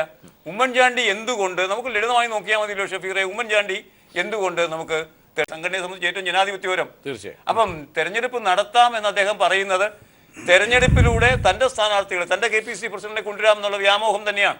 ഒരുപക്ഷെ അങ്ങനെ ആവണമെന്നില്ല. അത്തരത്തിലൊരു വടംവലി അവിടെ നടക്കുന്നുണ്ട്. അതിൻ്റെ ഭാഗമായാണ് ഈ ഒരവസ്ഥ കൂടി കോൺഗ്രസിൽ സംജാതമായത്. അപമാനകരമായൊരവസ്ഥ എല്ലാ ജനാധിപത്യ പ്രസ്ഥാനങ്ങൾക്കും. അത്തരമൊരു സാഹചര്യത്തിൽ അതിജീവനം എന്ന് പറയുന്നത് ഇവിടെ നിന്നായിരുന്നില്ല ആരംഭിക്കേണ്ടിരുന്നത്. കോൺഗ്രസ് യഥാർത്ഥത്തിൽ ഐഡിയോളജിക്കൽ പാർട്ടി ആയിരുന്നുവെങ്കിൽ പരാജയത്തിൻ്റെ കാരണം അന്വേഷിക്കണമായിരുന്നു. പരാജയത്തിൻ്റെ കാര്യം അന്വേഷിച്ചില്ല. ഒരു കാര്യം പറയാം, ശ്രീ അജിത്തും പറയുന്നത് കേട്ടു, ഷഫീറും ചിലപ്പോൾ എന്നോട് യോജിക്കുന്നുണ്ടാവും. ഉമ്മൻചാണ്ടി പോയാൽ ഉമ്മൻചാണ്ടിയെ മാറ്റി നിർത്തി കോൺഗ്രസ് നിനക്ക് നിലനിൽക്കുക അസാധ്യമാണ്. പറയുന്നത് പാറശാല മുതൽ അങ്ങ് മഞ്ചേശ്വരം വരെ നേതാവ് കരുണാകരന്റെ അത്ര അപ്പീൽ ഉണ്ടായിരുന്നു. കരുണാകരനോളം അപ്പീൽ ഉണ്ടായിരുന്നുവോ കോൺഗ്രസിൽ പിന്നെ ഉമ്മൻചാണ്ടിക്ക്? അങ്ങനെ നോക്കിയാൽ മതിയല്ലോ. അങ്ങനെ നോക്കുമ്പോൾ കരുണാകരനെ കൈയൊഴിഞ്ഞ പാർട്ടിയല്ലേ ഇത്? കൈയൊഴിഞ്ഞിട്ട് ആ പാർട്ടി ഇല്ലാണ്ടായില്ലല്ലോ. അപ്പം അങ്ങനെ വരുമ്പോൾ അത്തരം ചില വാദമുഖങ്ങൾ വെച്ചുകൊണ്ട് 5 വർഷത്തിലൊരിക്കൽ കിട്ടുന്ന അധികാരത്തിൻ്റെ പങ്കുപറ്റാൻ കഴിയുന്ന ആളുകൾ മാത്രമാണ്, കാലാളുകളല്ല നേതാക്കൾ. അതാണ് AK ആന്റണി പറഞ്ഞിരിക്കുന്നത്. അത്തരം ഒരു സാഹചര്യത്തിൽ ഐഡിയോളജിക്കൽ സ്ട്രഗിളിലൂടെയാണ് പ്രസ്ഥാനം വളരേണ്ടത്. ദേശീയ തലത്തിൽ BJPക്കെതിരായ ഐഡിയോളജിക്കൽ സ്ട്രഗിൾ മുന്നോട്ട് കൊണ്ടുപോകാൻ കഴിഞ്ഞോ? ഇല്ലല്ലോ. ഇവിടെയും അതുതന്നെയാണ് സംഭവിക്കുന്നത്. ദേശീയ തലത്തിൽ സംഭവിച്ചുകൊണ്ടിരിക്കുന്ന ധ്രുവീകരണത്തിന് ആശങ്കപ്പെടുന്ന ഒരു പാർട്ടി ഈ നിലയ്ക്ക് ഏറ്റുമുട്ടുന്ന അവസ്ഥയിലേക്ക് എത്തുമോ? ഒരു നിലവാരത്തിലും കാര്യമില്ലാത്ത കാര്യത്തിൽ ബഹളം വെച്ച് വളരെ മോശപ്പെട്ട രീതിയിലാണ് പരസ്പരം ആക്ഷേപിച്ചത്. അവിടെയാണ് UDFന്റെ കൂടി കെട്ടുറപ്പ് ഒരുപക്ഷെ നമുക്ക് ചർച്ച ചെയ്യേണ്ടി വരുന്നത്. ശ്രീ അജിത്തിലേക്ക് മറുപടിക്ക് പോവാം ഇടവേളയ്ക്ക് ശേഷം. ശ്രീ അജിത്ത്, അതായത് UDFന്റെ കെട്ടുറപ്പിനെ കൂടി ഇത് ബാധിച്ചു കഴിഞ്ഞില്ല. കാരണം ലീഗ് വളരെ സമർത്ഥമായ രീതിയിൽ നിലപാട് സ്വീകരിക്കുന്നു. ഒരുപക്ഷെ വ്യാഖ്യാനങ്ങൾ A ഗ്രൂപ്പിന്റെ ഒരുപക്ഷെ കരുനീക്കം എന്നൊക്കെ പറയുന്നുണ്ട്, അല്ലെങ്കിൽ വ്യാഖ്യാനിക്കുന്നുണ്ട്. ആകെയായാലും തുക UDFന്റെ കെട്ടുറപ്പിനെ ഇത് വ്യക്തമായി ബാധിച്ചിട്ടില്ലേ? പ്രതികരണങ്ങളും ആ രീതിയിൽ വരുന്ന സ്ഥിതിക്ക് കെട്ടുറപ്പിനെ ബാധിച്ചിട്ടില്ലേ എന്ന് ചോദിച്ചാൽ ഇല്ല എന്നാണ് ഉത്തരം. ശ്രീ മുരളീധരൻ്റെ നിരീക്ഷണങ്ങളോട് പ്രതിപക്ഷ നേതാവ് ശ്രീ രമേശ് ചെന്നിത്തല തന്നെ തുടക്കത്തിൽ തന്നെ അദ്ദേഹം അതിനെ അനുകൂലിച്ചാണ് സംസാരിച്ചത്. അതായത് പ്രതിപക്ഷത്തിൽ നിന്നും സാമാന്യ ജനം പ്രതീക്ഷിക്കുന്ന ചില കടമകളും ഉത്തരവാദിത്വങ്ങളും ഒരുപക്ഷെ നിറവേറ്റുന്ന കാര്യത്തിൽ പാളിച്ച പറ്റിയിട്ടുണ്ടോ എന്നുള്ളൊരു ആത്മപരിശോധന കൂടി വേണ്ടി ആഹ്വാനം ചെയ്യുന്ന ഒരു പ്രതികരണമായിരുന്നു ശ്രീ മുരളീധരൻ്റെ എന്നുള്ള രീതിയിൽ തന്നെയാണ് ശ്രീ രമേശ് ചെന്നിത്തലയും അതിനെ അതായത് ഈ മുരളീധരൻ മുന്നോട്ട് വെച്ചത് ആ വിഷയം അത് കാതലായ വിഷയം തന്നെയാണ്. ശ്രീ പ്രജീഷ്, നമുക്കറിയാം അത് പരിശോധിക്കേണ്ട വിഷയം. അല്ല, തീർച്ചയായിട്ടും ഇപ്പോൾ കേരളത്തിൽ ഇപ്പോൾ ശ്രീ ബാസുരേന്ദ്ര ബാബു സാർ പറഞ്ഞതുപോലെ ഈ സംഘപരിവാർ അജണ്ടകൾ നടപ്പിലാക്കുന്നതിനെ കുറിച്ചോ അല്ലെങ്കിൽ ഫാഷിസം ഇവിടെ ശക്തി പ്രാപിക്കുന്നതിനെ കുറിച്ചോ ഒക്കെ അതിനുപരിയായിട്ട് ഇപ്പോൾ സാമാന്യ ജനത്തിനെ ദേശീയ തലത്തിൽ സാമാന്യ ജനത്തിനെ ബാധിക്കുന്ന നിരവധിയായ ദൈനംദിന പ്രശ്നങ്ങളിൽ പ്രതിപക്ഷം എന്നുള്ള രീതിയിൽ കോൺഗ്രസ് അഖിലേന്ത്യാ തലത്തിൽ നീക്കങ്ങൾ നടത്തിക്കൊണ്ടിരിക്കുന്ന സമയമാണ്. അതിൽ ചിലപ്പോൾ അതിനകത്ത് ഈ പറഞ്ഞതുപോലെയുള്ള എന്തെങ്കിലും കാരണങ്ങളാൽ അല്ലെങ്കിൽ നമ്മൾ പച്ച മലയാളത്തിൽ പറഞ്ഞാൽ ഈ ചില കൊതിക്കറുകളോ അല്ലെങ്കിൽ ചില സിമ്പിളായിട്ടുള്ള ചില ഇഷ്യൂസിൻ്റെ പേരിലോ അല്ലെ മമതയോടൊപ്പം വേദി പങ്കിടുന്നതിൻ്റെ പേരിൽ യെച്ചൂരി മാറി നിൽക്കുന്നൊക്കെയുള്ള ആ വിഷയങ്ങളൊക്കെ അവിടെ മാറി നിൽക്കട്ടെ. പക്ഷേ ഈ പറഞ്ഞ നോട്ട് ഡിമോണിറ്റൈസേഷൻ പോലുള്ള വിഷയങ്ങൾ അവിടെ നിൽക്കെ ഒന്ന് കേരളത്തിൽ തന്നെ കഴിഞ്ഞ 6 മാസക്കാലമായിട്ട് ഭരണം എന്നൊരു ഒരു സംവിധാനം ഉണ്ടെന്നുള്ള രീതിയിൽ പോലും ജനത്തിന് ഫീൽ ചെയ്യുന്ന രീതിയിൽ ഒന്നും നടക്കാത്ത ജനവിരുദ്ധപരമായ ഒരു നിലപാടിലേക്ക് സംസ്ഥാന സർക്കാർ നീങ്ങിക്കൊണ്ടിരിക്കുമ്പോൾ തീർച്ചയായിട്ടും പ്രതിപക്ഷത്തു നിന്ന് ജനങ്ങൾ പ്രതീക്ഷിക്കുന്ന രീതിയിലുള്ള പ്രതികരണം ഉണ്ടായിട്ടില്ല എന്നുള്ളതായിരിക്കണം ശ്രീ മുരളീധരന്റെ പ്രതികരണത്തിന്റെ കഴമ്പ്. വിയോജിപ്പ് ഞാൻ പറഞ്ഞു വിയോജിപ്പ് താങ്കൾക്ക് മൈക്കിടുമ്പോൾ പറഞ്ഞോളൂ. ഞാൻ പറഞ്ഞോട്ടെ പ്ലീസ്. അപ്പോൾ അതേ അഭിപ്രായത്തോടെ തന്നെയാണ് ശ്രീ UDF മറ്റൊരു പ്രബല ഘടകകക്ഷിയായ മുസ്ലിം ലീഗിന്റെ നേതാവ് ശ്രീ PK കുഞ്ഞാലിക്കുട്ടിയോ അല്ലെങ്കിൽ ജനറൽ സെക്രട്ടറിമാരായ ശ്രീ ET മുഹമ്മദ് ബഷീറോ ശ്രീ KP മജീദോ ഒക്കെ പ്രതികരിച്ചിരിക്കുന്നത്. അപ്പോൾ എവിടെയാണ് UDF കലാപം? ശ്രീ രമേശ് ചെന്നിത്തല പറഞ്ഞത് തന്നെ ശ്രീ കുഞ്ഞാലിക്കുട്ടി പറയുന്നു. ശ്രീ കുഞ്ഞാലിക്കുട്ടിയുടെ അതേ അഭിപ്രായം തന്നെ മറ്റു രണ്ടുപേരും പങ്കുവയ്ക്കുന്നു. അപ്പോൾ UDF-നകത്ത് ഇത് കലാപമൊന്നുമില്ല. തന്നെയല്ല ഇപ്പോൾ 3-ാം തീയതി UDF കൂടാനിരിക്കുകയാണ്. അഥവാ എന്തെങ്കിലും പ്രശ്നങ്ങളുണ്ടെങ്കിൽ UDF-ന്റെ സംയുക്തമായ വേദിയിൽ ആ പ്രശ്നങ്ങൾ പറഞ്ഞ് പരിഹരിച്ച് തീർക്കാവുന്നതേ ഉള്ളൂ. അതൊക്കെ അവിടെ നിൽക്കെ തന്നെ ഈ പറഞ്ഞ ശ്രീ ഷഫീർ തുടക്കത്തിൽ പറഞ്ഞ പോലെ കോൺഗ്രസിനുള്ളിൽ അല്ലെങ്കിൽ UDF-നുള്ളിൽ തന്നെ നിരവധി വേദികൾ ഈ പ്രശ്നങ്ങൾ ഉന്നയിക്കാനുള്ളപ്പോൾ പരസ്യപ്രതികരണത്തിന് മുതിർന്നിട്ട് നേതാക്കൾ തമ്മിലുള്ള ഈ ഒരു ശണ്ട ഉണ്ടായത് ദൗർഭാഗ്യകരമാണ്. കോൺഗ്രസിനൊട്ടും ഭൂഷണമല്ല എന്നുള്ള കാര്യത്തിൽ ഞാനും യോജിച്ചു നിൽക്കുന്നു. പക്ഷേ അതിനോട് തുടർന്ന് ശ്രീ മുരളീധരൻ പറഞ്ഞതിനോട് ശ്രീ രമേശ് അങ്ങനെ പ്രതികരിച്ചു കണ്ടു. ശ്രീ സുധീരൻ പ്രതികരിച്ചിട്ടേ ഇല്ല. ശ്രീ ഉമ്മൻചാണ്ടിയും അതിനെക്കുറിച്ച് എന്തെങ്കിലും പറഞ്ഞതായിട്ട് കേട്ടില്ല. പക്ഷേ എവിടുന്നോ ചാടി വീണ് കോൺഗ്രസിന്റെ ഔദ്യോഗിക വക്താവായ ശ്രീ രാജ്മോഹൻ ഉണ്ണിത്താൻ ഇതിൽ ഒരു പക്ഷം പിടിച്ച് പറയുമ്പോൾ അത് കോൺഗ്രസിന്റെ വക്താവ് എന്നുള്ള രീതിയിൽ കോൺഗ്രസിന്റെ അഭിപ്രായം തന്നെയാണോ എന്ന് അറിയണം എന്ന് ആവശ്യപ്പെട്ടിട്ടാണ് മുൻ മന്ത്രി ശ്രീ KC ജോസഫ് ഇപ്പോൾ ശ്രീ സുധീറിന് കത്ത് കൊടുത്തിരിക്കുന്നത്. അപ്പോൾ തന്നെ ഇതിന്റെ സംഗതികളുടെ ഗൗരവം മുഴുവൻ മറ്റൊരു ഡയമെൻഷനിലേക്ക് വരികയാണ് ഈ ഇഷ്യൂ മുഴുവൻ. എന്തിനാ ശ്രീ രാജ്മോഹൻ ഉണ്ണിത്താൻ ഇത്ര ആവേശം കാണുന്നത്? അതിൽ ഒരുപക്ഷെ സുധീറിനും കൂടി ഈ പറഞ്ഞ രീതിയിൽ ഉത്തരവാദിത്വം അല്ല, അതവിടെ നിൽക്കട്ടെ. അത് അങ്ങനെ പറയുന്നത് ശരിയല്ല. ശ്രീ സുധീരൻ രാജ്മോഹൻ ഉണ്ണിത്താനെ കുറിച്ച് ഇങ്ങനെ പറയിച്ചു എന്ന് പറയുന്നത് അല്ലല്ല, ഞാൻ പറഞ്ഞ ചെറിയ അർത്ഥത്തിലെങ്കിലും അക്കാര്യത്തിൽ ആദ്യമൊക്കെ തടയിടാവുന്ന ഇടപെടാൻ കഴിയുന്ന സമയങ്ങളൊക്കെ കഴിഞ്ഞു പോയി. ഇല്ല, അങ്ങനെ ഉണ്ടായില്ലല്ലോ. ഈ പറഞ്ഞ പോലെ ഇതൊരു ചാനൽ ചർച്ചയിലൊന്നും അല്ലല്ലോ പറഞ്ഞതാ. ഇപ്പൊ പുള്ളി ഈ പറഞ്ഞ പോലെ രാജിവെച്ചു എന്ന് പറയാൻ എന്തെങ്കിലും രാജിവെക്കണ ഒരു പദവി വേണം. അദ്ദേഹം കോൺഗ്രസിന്റെ വക്താവിന്റെ പദവിയാണ് വഹിക്കുന്നത്. അദ്ദേഹം KPCC വെച്ചല്ല പത്രസമ്മേളനം നടത്തി മുടമുകളിലെ വീട്ടിലാണ് പത്രക്കാരെ വിളിച്ച് ചെയ്തത്. പക്ഷേ തരംതാണ നിലപാടിലായി പോയി അദ്ദേഹത്തിന്റെ വാക്കുകൾ പലതും എന്നുള്ളത് സംശയം നമ്മൾ നിഷേധിക്കാനകത്ത്. പിന്നെ അദ്ദേഹം ഒരു കാര്യം പറഞ്ഞത് എന്നെ കൂടി സ്വകാര്യമായിട്ട് വേദനിപ്പിച്ചൊരു കാര്യമുള്ളതുകൊണ്ട് ഞാൻ അതും കൂടെ പറയുകയാണ്. ഈ പറഞ്ഞ കഴിഞ്ഞ സർക്കാരിനെ വല്ലാണ്ട് മതിച്ച ഈ സോളാർ കേസോ ബാർക്കോയുടെ കാര്യം പുള്ളി പറഞ്ഞില്ല. ഈ സോളാറിനെ എടുത്തു പറഞ്ഞു സർക്കാരിനെ പ്രതികൂട്ടരാക്കിയ സോളാർ കേസിലേക്ക് സർക്കാരിന് വേണ്ടി ഡിഫെൻഡ് ചെയ്യാൻ അദ്ദേഹം മാത്രമേ ഉണ്ടായിരുന്നുള്ളൂ ചാനലുകളിൽ എന്നൊക്കെ അദ്ദേഹം പറഞ്ഞത് that is too much of എന്താ പറയുക വല്ലാത്തൊരു അവകാശവാദം. ഈ പറഞ്ഞ ശ്രീ പ്രജീഷ് അറിയാം, നമ്മളെല്ലാം കൂടെ എത്രയോ പാനലുകളിൽ എത്രയോ സായാഹ്നങ്ങളിൽ ന്യൂസ് അവറിൽ ന്യൂസ് ആൻഡ് വ്യൂസിൽ നമ്മളിവിടെ വന്നിരുന്ന ഈ സാധനം ചർച്ച ചെയ്യും. എത്ര ഈ ഒരു പാവപ്പെട്ട ഒരു കോൺഗ്രസ് അനുഭാവി എന്നുള്ള മാധ്യമപ്രവർത്തനം ഞാൻ തന്നെ സർക്കാരിനെ ഡിഫെൻഡ് ചെയ്ത് എന്തുമാത്രം കാര്യങ്ങൾ. ഇത് മാത്രമല്ല ബാർക്കോഴ കേസിൽ ഉൾപ്പെടെ അവിടെ പുള്ളിക്കാരൻ മാത്രം അങ്ങ് വലിയ എന്താ പറയുക രക്തസാക്ഷി അല്ല എന്താ പറയുക കോൺഗ്രസിന്റെ രക്ഷകനായിട്ട് അവതരിച്ചു. അതിനുള്ള പ്രതികരണവും അതിനുള്ള അല്ലെങ്കിൽ അനുകൂലമായ ഒന്നും അദ്ദേഹത്തിന് കിട്ടിയില്ല എന്നൊക്കെ പറയുന്നത് ശരിയല്ല. അദ്ദേഹം മുൻപ് തലശ്ശേരിയിൽ പോയി ഒരുപക്ഷെ അന്നത്തെ മാർക്സിസ്റ്റ് കോട്ടയിൽ ശ്രീ കോടിയേരിക്കെതിരെ പോയി ചാവേറാകാനായിട്ട് നിയോഗിക്കപ്പെട്ടു. അദ്ദേഹം ആ റോൾ ഭംഗിയായിട്ട് ചെയ്തു. ഇപ്പൊ വീണ്ടും അതിന് എത്രയോ വർഷങ്ങൾക്ക് ശേഷം ഇപ്പൊ കുണ്ട്രയിലും അദ്ദേഹത്തിന് സ്വന്തം നാട് കൊല്ലത്ത് അദ്ദേഹത്തിന് സീറ്റ് കൊടുത്തു. കോൺഗ്രസ് അദ്ദേഹത്തിന് എങ്ങനെ അംഗീകരിച്ചില്ലെന്നാണ് പറയുന്നത്. അപ്പോൾ ആ പറഞ്ഞ ശ്രീ ഉണ്ണിത്താൻ പറഞ്ഞതിനോടൊക്കെ വ്യക്തിപരമായ പോലും വിയോജിപ്പ് രേഖപ്പെടുത്തിക്കൊണ്ട് അദ്ദേഹം പറഞ്ഞ പരാമർശങ്ങളെ തരംതാണെന്ന്. അതായത് ഭരണപക്ഷത്തിന് കൂടുതൽ കാര്യങ്ങൾ എളുപ്പമാവുകയാണ്. കാരണം ഇവിടെ നിങ്ങളുടെ ഭാഗത്തിലെ ഒരുപക്ഷെ ഭരണത്തിലെ മന്ദഗതിയിലുള്ള പോക്കോ അല്ലെങ്കിൽ അങ്ങനെയൊക്കെ വ്യാഖ്യാനങ്ങളും വിമർശനങ്ങളൊക്കെ വരുന്ന ഒരു ഘട്ടത്തിലാണ് ഇത്തരത്തിൽ മുരളീധരന്റെ വാക്കുകൾ പുറത്തേക്ക് വരുന്നത്. അത് ആ തലത്തിൽ അവരുടെ ആഭ്യന്തര വിഷയമായി മാറിയെങ്കിൽ കൂടിയും എങ്ങനെയാണ് നിങ്ങൾ ഇതിനെ സമീപിക്കുന്നത്? ഇതിനെ പ്രത്യേകിച്ച് സമീപിക്കാനൊന്നുമില്ല. ഇതൊന്നും പ്രവചിക്കാനും കഴിയില്ല. നാളെ കോൺഗ്രസിൻ്റെ പ്രശ്നം എങ്ങനെയായിരിക്കുമെന്ന് ആർക്കും പ്രവചിക്കാനൊന്നും കഴിയില്ല. പക്ഷേ ഇതിനകത്ത് നമുക്ക് വായിച്ചെടുക്കാൻ കഴിയുന്ന ഒരു രാഷ്ട്രീയമായ ഒരു ധാരണ വേണ്ടേ? ഇവിടെ നേരത്തെ ശ്രീ ഭാസുരേന്ദ്ര ബാബു പറഞ്ഞു, നമ്മൾ കഴിഞ്ഞ കാലങ്ങൾ പോലെയല്ല ഇന്ന് വർത്തമാനകാല ഇന്ത്യയുടെ സാഹചര്യം ഇന്നലകളിൽ നിന്നും ഏറെ വ്യത്യസ്തമാണ്. ഇത് വല്ലാത്തൊരു രാഷ്ട്രീയ സാഹചര്യത്തിലേക്ക് ഇന്ത്യ പോകുമ്പോൾ അതിന് നേതൃത്വം കൊടുക്കാൻ സ്വാഭാവികമായും പ്രതീക്ഷയോടെ ജനങ്ങൾ ഉറ്റുനോക്കുന്ന പാർട്ടി, ആ പാർട്ടി കോൺഗ്രസ് ഉണ്ട്. ആ ചേരിയിൽ കോൺഗ്രസ് ഉണ്ട്, ഞങ്ങളുണ്ട്. ഇവിടെ ഓരോ പാർട്ടി ഇപ്പോൾ ഐക്യനിരയെല്ലാം തന്നെ പൂർണ്ണമായും ഐക്യനിര എന്ന് പറഞ്ഞാൽ രാഷ്ട്രീയ പാർട്ടികൾ ചേരുന്ന ഐക്യനിരയെക്കുറിച്ചല്ല ഞാൻ പറഞ്ഞത്. ജനങ്ങളാകെ സമരമുഖത്തേക്ക് വരാൻ കഴിയുന്ന വിധം ആ വിധം കാര്യങ്ങൾ നടക്കണം. ഇപ്പോൾ തിരുവനന്തപുരത്ത് ഇന്ത്യൻ ഹിസ്റ്ററി കോൺഗ്രസ് നടക്കുകയാണ്.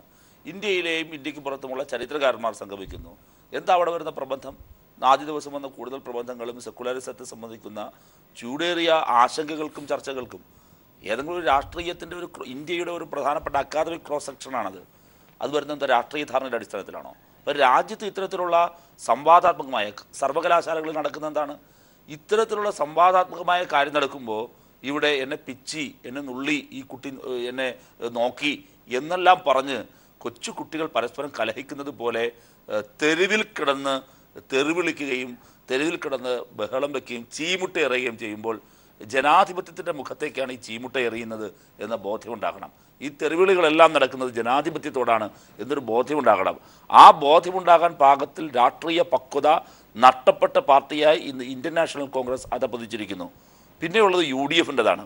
എങ്ങനെയാണ് UDF ഇതിനെ കൊണ്ടുപോകുന്നതെന്ന് എനിക്ക് മനസ്സിലാകുന്നില്ല. UDFിലെ മറ്റ് ഘടകകക്ഷികൾ എങ്ങനെ ഇതിനോട് ടോളറേറ്റ് ചെയ്യും? എനിക്കത് മനസ്സിലാകുന്നില്ല, എങ്ങനെ ടോളറേറ്റ് ചെയ്യുമെന്ന്. വളരെ അപകടകരമായ ഇത്തരത്തിലൊരു സാഹചര്യത്തിൽ, ഈ ദേശീയ സാഹചര്യത്തിൽ UDFൻ്റെ ഭാഗമായി നിൽക്കുന്ന RSPയുടെ നിലപാടെന്താണ്? ഏത് തരത്തിലുള്ള സമര മാതൃക, ഏത് തരത്തിലുള്ള സമര മുന്നണി ഉണ്ടാകണം എന്നാണ് RSP ആഗ്രഹിക്കുന്നത്? അപ്പോൾ ലീഗിനെ സംബന്ധിച്ച് തന്നെ ഇത്തരത്തിൽ വ്യത്യസ്തമായ ഒരുപാട് ആശങ്കകളുണ്ട് അവരെ സംബന്ധിച്ച്. അപ്പോൾ ഇതെല്ലാം ചൂണ്ടിക്കാണിക്കുന്ന കാര്യം, ഇവിടെ കോൺഗ്രസ്സിന് എങ്ങനെയാണ് രാഷ്ട്രീയ നേതൃത്വമായി മാറാനാവുക? ഇവിടെ നേരത്തെ ശ്രീ ഷഫീർ പറയുന്നുണ്ടായിരുന്നു, ഞാൻ വരുമ്പോൾ ഓരോ കോൺഗ്രസ് പ്രവർത്തകൻ്റെയും ഉള്ളിൽ തട്ടും പാടുപെടുന്ന കേസിന് പോലും. അതൊന്നുമല്ല ഷഫീറെ, അതെല്ലാം നിങ്ങൾ പറയുന്ന ഒരു ചെറിയ കാര്യങ്ങളാണ്, പ്രതലത്തിലുള്ള കാര്യമാണ്, തൊലിപ്പുറത്തുള്ള കാര്യമാണ്. അതിനൊക്കെ അപ്പുറത്ത് ഒരു ഗൗരവമായി രാഷ്ട്രീയത്തെ സമീപിക്കുന്ന ജനാധിപത്യ സംവിധാനങ്ങളെ നോക്കിക്കാണുന്ന ഏതൊരാൾക്കാണ് നിങ്ങളുടെ ഈ പ്രവർത്തനങ്ങളോട് മതിപ്പുണ്ടാവുക? ഈ പ്രവർത്തനങ്ങൾ കണ്ടിട്ട് നിങ്ങളുടെ പാർട്ടിയോട് മതിപ്പുണ്ടാവുക? ഇതെല്ലാം ബന്ധപ്പെട്ട് നിൽക്കുന്ന ജനാധിപത്യത്തോട് മതിപ്പുണ്ടാവുക? അപ്പോൾ ഇതെല്ലാം ആത്യന്തികമായി, ഇപ്പോൾ പ്രതീക്ഷ ചോദിച്ചല്ലോ ഞങ്ങളെ എങ്ങനെ ബാധിക്കുന്നു? ഞങ്ങൾ എല്ലാ കാലവും സ്ട്രഗിൾ ചെയ്യുകയും ഭരണം കൊണ്ടുപോകുമ്പോഴും ഞങ്ങൾക്ക് വ്യക്തമായ കാഴ്ചപ്പാടോടെ പോകുന്നവരാണ്. ഭരണത്തിൽ വീഴ്ചയുണ്ടാകുമ്പോൾ സ്വാഭാവികമായും അത് ഞങ്ങൾ തിരുത്താറുണ്ട്. അതിലൊന്നും ഇപ്പോൾ വളരെ നല്ല രീതിയിൽ കേരളത്തെ സംബന്ധിച്ചിടത്തോളം ഒരു വജ്ര കേരളത്തിൻ്റെ ഒരു പുതിയ പദ്ധതികളിലേക്ക് എല്ലാവർക്കും വീട്, ആ വീടുകളിൽ ഒരാൾക്കെങ്കിലും ജോലി എന്ന വിധമുള്ള സ്വപ്നത്തിലേക്ക് പോവുകയാണ്. ഇതിനിടയിലാണ് ഡിമോണിറ്റൈസേഷൻ ഉൾപ്പെടെയുള്ള പ്രശ്നങ്ങൾ വരുന്നത്. അപ്പോൾ ഇതിവിടെ വരുന്ന പ്രശ്നം എന്ന് പറഞ്ഞാൽ നിങ്ങളുടെ കാര്യം എടുക്കും. നിങ്ങളൊരു പ്രതിപക്ഷം ഇല്ലാത്ത രീതിയിലേക്ക് അതല്ല, ഞാൻ ഒന്ന് പറയട്ടെ അല്ല ഞാനൊന്ന് പറയട്ടെ, അതൊക്കെ വെറുതെയാണ്. നിങ്ങൾ ഈ പ്രതിപക്ഷത്തെ കാണുന്നത് ഞങ്ങൾക്കെതിരെ നടത്തിയ ഏതെങ്കിലും ഒരു സമരത്തിൻ്റെയോ നടക്കുന്ന ഒരു പ്രകടനത്തിൻ്റെയോ കാര്യത്തിലല്ല. ജനങ്ങൾ എങ്ങനെയാണ് ഒരു പാർട്ടിയോടും ആ പാർട്ടിയുടെ സിദ്ധാന്തങ്ങളും അവരുടെ കയ്യിലിരിപ്പ് എങ്ങനെയാണോ നോക്കിയിട്ടല്ലേ, എന്തിനു വേണ്ടിയാണോ നോക്കിയിട്ടല്ലേ. ഒരു പാർട്ടിക്കകത്ത് ഒരു ഉൾപാർട്ടി സമരം നടക്കുന്നതോ പാർട്ടിക്കകത്ത് അഭിപ്രായ വ്യത്യാസം ഉണ്ടാകുന്നതോ പുതുമയല്ല. അതൊക്കെ ഉണ്ടാകും. അത് എന്തിനു വേണ്ടി ഉണ്ടാകുന്നു, ഏത് നിലവാരത്തിലുണ്ടാകുന്നു, ഇതെല്ലാം വലിയ പ്രശ്നമല്ലേ? ശ്രീ വാസുദേവൻ, അതായത് നേരത്തെ സൂചിപ്പിച്ചതുപോലെ ഗ്രൂപ്പുകളുടെയൊക്കെ തലം വ്യക്തികളുടെയൊക്കെ തന്നെ മാറുകയാണ്. അതായത് മുരളീധരൻ പെട്ടെന്ന് ഒരുപക്ഷെ പറഞ്ഞ പ്രവചനമൊക്കെ ഒരുപക്ഷെ നമ്മൾ പ്രതീക്ഷിക്കാതെ തന്നെ വെടിപൊട്ടിക്കുമ്പോഴൊക്കെ തന്നെ അതിനൊരു ഗ്രൂപ്പിൻ്റെ ഒരു ചിത്രം കൂടി വരുന്നു. ഇങ്ങനെ നോക്കുമ്പോൾ ഇനി വരാൻ പോകുന്ന ഗ്രൂപ്പിൻ്റെ ആ ഒരു ചാഞ്ചാട്ടമൊക്കെ താങ്കൾ എങ്ങനെ വിലയിരുത്തും? കാരണം ഉമ്മൻചാണ്ടി അപ്രസക്തനാണെന്ന് കരുതിയെങ്കിലും അതിൻ്റെ യാഥാർത്ഥ്യം നേരത്തെ നമുക്കെല്ലാം വ്യക്തമാണ്. മാത്രമല്ല ഇവിടെ കെ മുരളീധരനുണ്ട്. മാത്രമല്ല ഈ പറയുന്ന DCC പുനഃസംഘടനയുമായി ബന്ധപ്പെട്ട് വിമുഖരായി നിൽക്കുന്ന ഒട്ടേറെ ആളുകളുമൊക്കെ ഉണ്ട്. ഗ്രൂപ്പ് തലം മാറുകയാണ്. അല്ല, മുരളീധരൻ്റെ പ്രസ്താവന, ആദ്യത്തെ പ്രസ്താവന തന്നെ അദ്ദേഹത്തിൻ്റെ ചുവടുമാറ്റത്തെ തന്നെയാണ് സൂചിപ്പിക്കുന്നത്. അദ്ദേഹം ആ ഘട്ടത്തിൽ കോൺഗ്രസ് ഐയുടെ നിലവാരത്തിൽ നിന്ന് അദ്ദേഹം മാറുന്നു. അല്ലെങ്കിൽ രമേശ് ചെന്നിത്തലയുടെ പുറകിൽ നിൽക്കാൻ അദ്ദേഹം തയ്യാറാകുന്നില്ല. അത് കേരളത്തിൽ നിൽക്കുന്ന കോൺഗ്രസിനകത്ത് നിൽക്കുന്ന ഗ്രൂപ്പ് സമവാക്യങ്ങൾക്ക് മാറ്റം വരുത്തുന്നു. ഇതാണ് ഉണ്ണിത്താനെ പ്രകോപിപ്പിച്ചിരിക്കുന്ന ഘടകം. അദ്ദേഹത്തിൻ്റെ അഭിപ്രായം പറഞ്ഞതുകൊണ്ടല്ല, ഗ്രൂപ്പ് സമവാക്യത്തിൽ മാറ്റം വരുന്നു. മാറ്റം വരുമ്പോൾ സംഭവിക്കുന്നത് എന്താണ്? ഹൈക്കമാൻഡ് സുധീറിനൊപ്പം നിന്ന് ഹൈക്കമാൻഡിൽ വലിയ മാറ്റങ്ങൾ വന്നാൽ അത് സുധീറിനെതിരായി മാറും. അങ്ങനെ അത് വരുമ്പോൾ ഈ പറഞ്ഞ മാതിരി 14 DCC പക്ഷേ സെക്രട്ടറി നേരത്തെ ശ്രീ അജിത്ത് പറഞ്ഞതുപോലെ അത് ഘടകകക്ഷികളെ ബാധിക്കില്ല എന്ന് എങ്ങനെ പറയാൻ കഴിയും? കാരണം ഘടകകക്ഷികളിലേക്ക് നേതൃത്വം കൊടുക്കേണ്ട ഒരു കക്ഷിയിൽ ഇതാണ് സ്ഥിതിയെങ്കിൽ, കാരണം അതിന്റെയൊക്കെ അനുരണങ്ങൾ ഇപ്പോൾ തന്നെ വ്യക്തമല്ല UDF പൊതുവെ നോക്കുമ്പോൾ. പ്രതീക്ഷ കോൺഗ്രസിനകത്തൊരു അധികാര മത്സരം നടക്കുകയാണ്. ആ അധികാര മത്സരം നടക്കുമ്പം പുതിയ ആൾക്കാർ വരേണ്ടത് എങ്ങനെയാണ്? ഒരു പ്രത്യയശാസ്ത്ര സമരത്തിലൂടെയല്ലേ വരേണ്ടത്?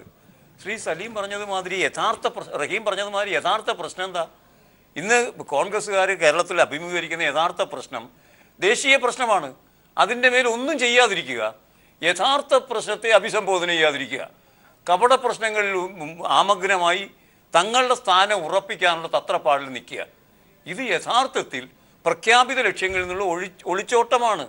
കോൺഗ്രസ്സിന് സ്വയം രക്ഷപ്പെടണമെങ്കിൽ അത് ആദ്യം തന്നെ ഇന്ത്യയിൽ ഇപ്പോൾ വന്നിരിക്കുന്ന ഏറ്റവും ആസുരമായ വിപത്തിനെ അഭിസംബോധന ചെയ്യാൻ തയ്യാറാകണം. അങ്ങനെ തയ്യാറാകുമ്പോൾ ഇവർക്ക് ഐക്യം വരും. അങ്ങനെ തയ്യാറാകാതിരിക്കുകയും അത് ഇടതുപക്ഷം ചെയ്തോളുമല്ലോ, നമ്മൾ വെറുതെ ഇരുന്നാൽ മതിയല്ലോ, 5 വർഷത്തിലൊരിക്കൽ അധികാരം പങ്കിടണം, അങ്ങനെ രീതിയിൽ ചിന്തിക്കുന്നതിന്റെ ഭാഗമാണ് ഇത് വരുന്നത്.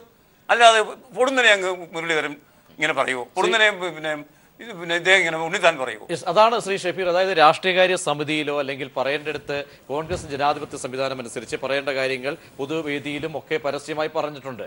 പക്ഷെ ഇവിടെ പറയുമ്പോൾ നിങ്ങൾ ഇത്തരത്തിൽ അതിന്റെ യഥാർത്ഥ വസ്തുതകൾ ഉൾക്കൊള്ളാതെ പോകുന്നല്ലോ എന്ന ചോദ്യമാണ് പ്രവർത്തകരുടെയും ഒക്കെ പങ്കുവെക്കുന്നത്, ഘടകകക്ഷികളിൽ പ്രബല വിഭാഗവും ഉന്നയിക്കുന്നത്. ഞാനൊരു കാര്യം പറയാം. ആദ്യത്തെ ഒരു കാര്യം, ബഹുമാനായ എൻ്റെ നേതാവ് കൂടിയായിട്ടുള്ള ശ്രീ അജിത് സാറിനോടുള്ള വിയോജിപ്പ് ഞാൻ പ്രകടിപ്പിക്കട്ടെ.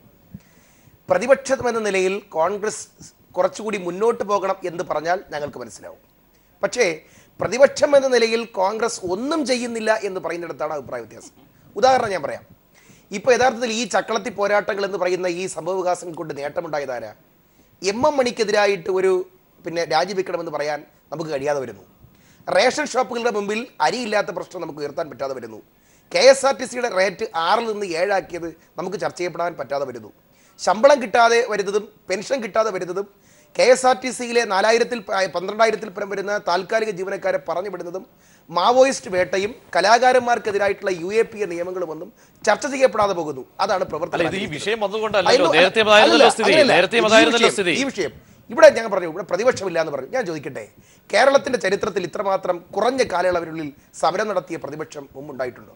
ഞാൻ ചോദിക്കട്ടെ, ഈ ആരോപണം ഉന്നയിച്ച ബഹുമാനായ ശ്രീ K മുരളീധരൻ തന്നെ 2 രാജ്ഭവൻ മാർച്ചുകളിൽ പങ്കെടുത്ത് രമേശ് ചെന്നിത്തലയ്ക്ക് തൊട്ട് പിറകിൽ അറസ്റ്റ് വരിച്ച നേതാവാണ്. നിങ്ങൾക്കറിയാം, കേരളത്തിൽ ആദ്യം വന്നത് സമരം എന്ന് പറയുന്നത് രജിസ്ട്രേഷൻ സമരമായിരുന്നു. കേരളം മുഴുവൻ അത് കോൺഗ്രസ് കത്തിച്ചു. രണ്ടാമത് വന്നത് കുട്ടിബാക്കൂരിലെ ദളിത് പീഡനമായിരുന്നു. അത് പയ്യന്നൂരിലെ പോലീസ് സ്റ്റേഷന് മുമ്പിൽ പോയി കുത്തിയിരുന്ന് KPCC പ്രസിഡന്റ് കൊടുത്തിയ ജോല കേരളം മുഴുവൻ കത്തി. മൂന്നാമത് വന്നത് സ്വാശ്രയ സമരത്തിൽ സഖാവ് പിണറായി വിജയൻ നടത്തിയ നിഷേധാത്മകമായ സമീപനത്തിനെതിരായി യൂത്ത് കോൺഗ്രസും KSUവും അതിനുശേഷം KPC അധ്യക്ഷൻ നടു റോഡിൽ കുത്തിയിരുന്ന് നടത്തിയ സമരം. നാലാമതായിട്ട് ഇപ്പോൾ ഈ നോട്ട് ഇഷ്യൂവുമായിട്ട് ബന്ധപ്പെട്ട് രാജ്ഭവന്റെ മുമ്പിൽ, നിയമസഭയുടെ മുമ്പിൽ, അതിനുശേഷം കേരളത്തിലെ എല്ലാ പോസ്റ്റ് ഓഫീസുകൾക്ക് മുമ്പിലും സമരം നടന്നു. ഇപ്പോൾ റേഷൻ ഷോപ്പുകൾക്ക് മുമ്പിലും അതുപോലെ തന്നെ റേഷൻ ഷോപ്പുകൾക്ക് മുമ്പിൽ എവിടെ റേഷൻ എന്ന് വെച്ചുകൊണ്ട് സമരം നടന്നുകൊണ്ടിരിക്കുക. അപ്പോൾ കൃത്യമായ ഇടപെടലുകൾ നടന്നിട്ടുണ്ട്. കേരളത്തിലെമ്പാടും അതിൻ്റെ പ്രതിഫലനങ്ങൾ ഉണ്ടായിട്ടുണ്ട്. ഘടകകക്ഷികൾ യോജിക്കുന്നു. പക്ഷേ മാർക്സിസ്റ്റ് പാർട്ടി നടത്തുന്ന പോലെ നിയമസഭയ്ക്കകത്ത് കയറി സ്പീക്കറുടെ ചേംബറും അടിച്ച് തകർത്ത്, കണ്ട വാഹനങ്ങൾ മുഴുവൻ തല്ലി തകർത്ത്, നാട്ടുകാർക്ക് നടക്കാൻ പറ്റാതെ പെട്രോൾ ബോംബ് എറിഞ്ഞ് തലയെ മൂടി കെട്ടിക്കൊണ്ട് ഭീകരപ്രവർത്തനങ്ങളെ പോലെ സമരം ചെയ്യുന്ന സമീപനം ഞങ്ങൾക്കില്ല. ഞങ്ങളുടെ ഒരു ഇത് ചെയ്തവരാണ് റഹീമിന്റെ പാർട്ടിക്കാർ. അതുപോലെ ചെയ്യാൻ ഞങ്ങൾക്ക് പറ്റുന്നില്ല. ഇവിടെ കേരളത്തിൽ ഏറ്റവും കൂടുതൽ പെട്രോൾ ബോംബുകൾ ഇങ്ങനെ റഹീം തന്നെ പങ്കെടുത്ത എത്ര സമരത്തിലാണെന്നറിയോ? കറുത്ത തുണികൾ മൂടിക്കെട്ടി പെട്രോൾ ബോംബുകൾ ഈ യൂണിവേഴ്സിറ്റി കോളേജിൽ എത്ര നടന്നു റഹീമേ? ഞങ്ങളുടെ രീതി അതാണ്. നിങ്ങളുടെ രീതി അതാണ്, ഞങ്ങളുടെ രീതി അതല്ല. നിങ്ങളുടെ രീതി അതാണ്, ഞങ്ങളുടെ രീതി അതല്ല. ഏതെങ്കിലും ഒരു റഹീം ഒരു കാര്യം പറയാം. സഖാവ് വി എസിന് നിയമസഭാ സീറ്റ് കൊടുക്കണമെന്ന് പറഞ്ഞുകൊണ്ട് നിങ്ങളുടെ AKG സെന്ററിന്റെ മുമ്പിലേക്ക് ലോങ് മാർച്ച് നടത്തി. എത്ര ലോങ് മാർച്ചുകൾ നടത്തി? ക്ലിഫ് ഹൗസിൽ നിന്നും ഇവിടെ കന്റോൺമെന്റ് ഹൗസിൽ നിന്നും AKG സെന്ററിലേക്ക് എത്ര തവണ മാർച്ച് നടത്തി? ഞങ്ങൾ പറഞ്ഞില്ലല്ലോ ഇതെല്ലാം CPMന്റെ ആഭ്യന്തര കലാപമാണ്, പൊട്ടിത്തെറിച്ചെന്ന് പറഞ്ഞില്ലല്ലോ. ഇത് 1-2 വ്യക്തികൾ തമ്മിലുള്ള ഒരു സെർട്ടൻ ഇഷ്യൂസിനെ അതിനെ വല്ലാതെ പെരുപ്പിച്ച് കാണിച്ച് ഇതോടുകൂടി കോൺഗ്രസ് ഇല്ലാതായി, ഇതോടുകൂടി കോൺഗ്രസ് തകർന്നു എന്നൊന്നും കരുതണ്ട. കോൺഗ്രസ് കൃത്യമായി പ്രതിപക്ഷത്തിന്റെ ധർമ്മം നിർവഹിക്കുന്നുണ്ട്. ഞങ്ങൾക്ക് ഈ ഇഷ്യൂ വന്നപ്പോൾ ഞങ്ങൾക്ക് യഥാർത്ഥത്തിൽ രക്ഷപ്പെട്ടത് MM മണിയാ. അത് ഞങ്ങൾക്ക് ചർച്ച ചെയ്യപ്പെടാതെ പോയി. ഞാൻ ഒരു കാര്യം ഉറപ്പിച്ച് പറയാം, ശ്രീ കെ മുരളീധരൻ അദ്ദേഹം പരിണിതപ്രജ്ഞനായ നേതാവാണ്. അദ്ദേഹം ചാനലുകളുടെ മുമ്പിൽ ഇതുപോലെ നിരത്തി വെച്ചിരിക്കുന്ന ചാനലുകളുടെ മുമ്പിൽ നിന്നുകൊണ്ട് എന്തിന്റെ ഗുഡ് ഫെയ്ത്തിന്റെ പേരിലായെങ്കിൽ പോലും അത് പറയാൻ പാടില്ലായിരുന്നു. അദ്ദേഹമാണല്ലോ ആദ്യം ശ്രീ ഉണ്ണിത്താനെതിരെ പറയേണ്ട സാറേ, ഉണ്ണിത്താനെതിരെ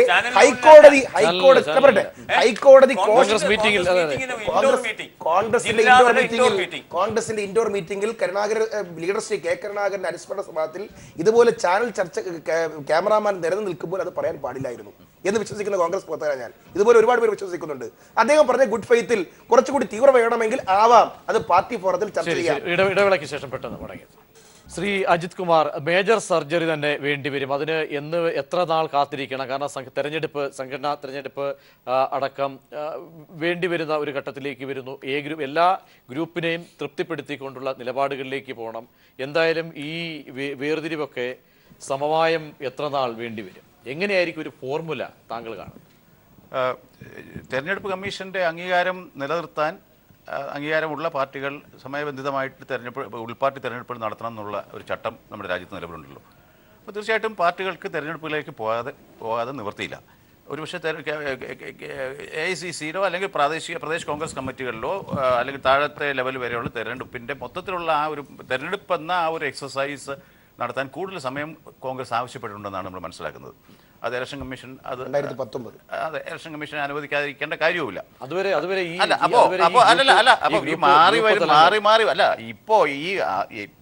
ഇപ്പൊ നമ്മൾ 2016 അവസാനത്തിലെത്തി നിൽക്കുന്നു.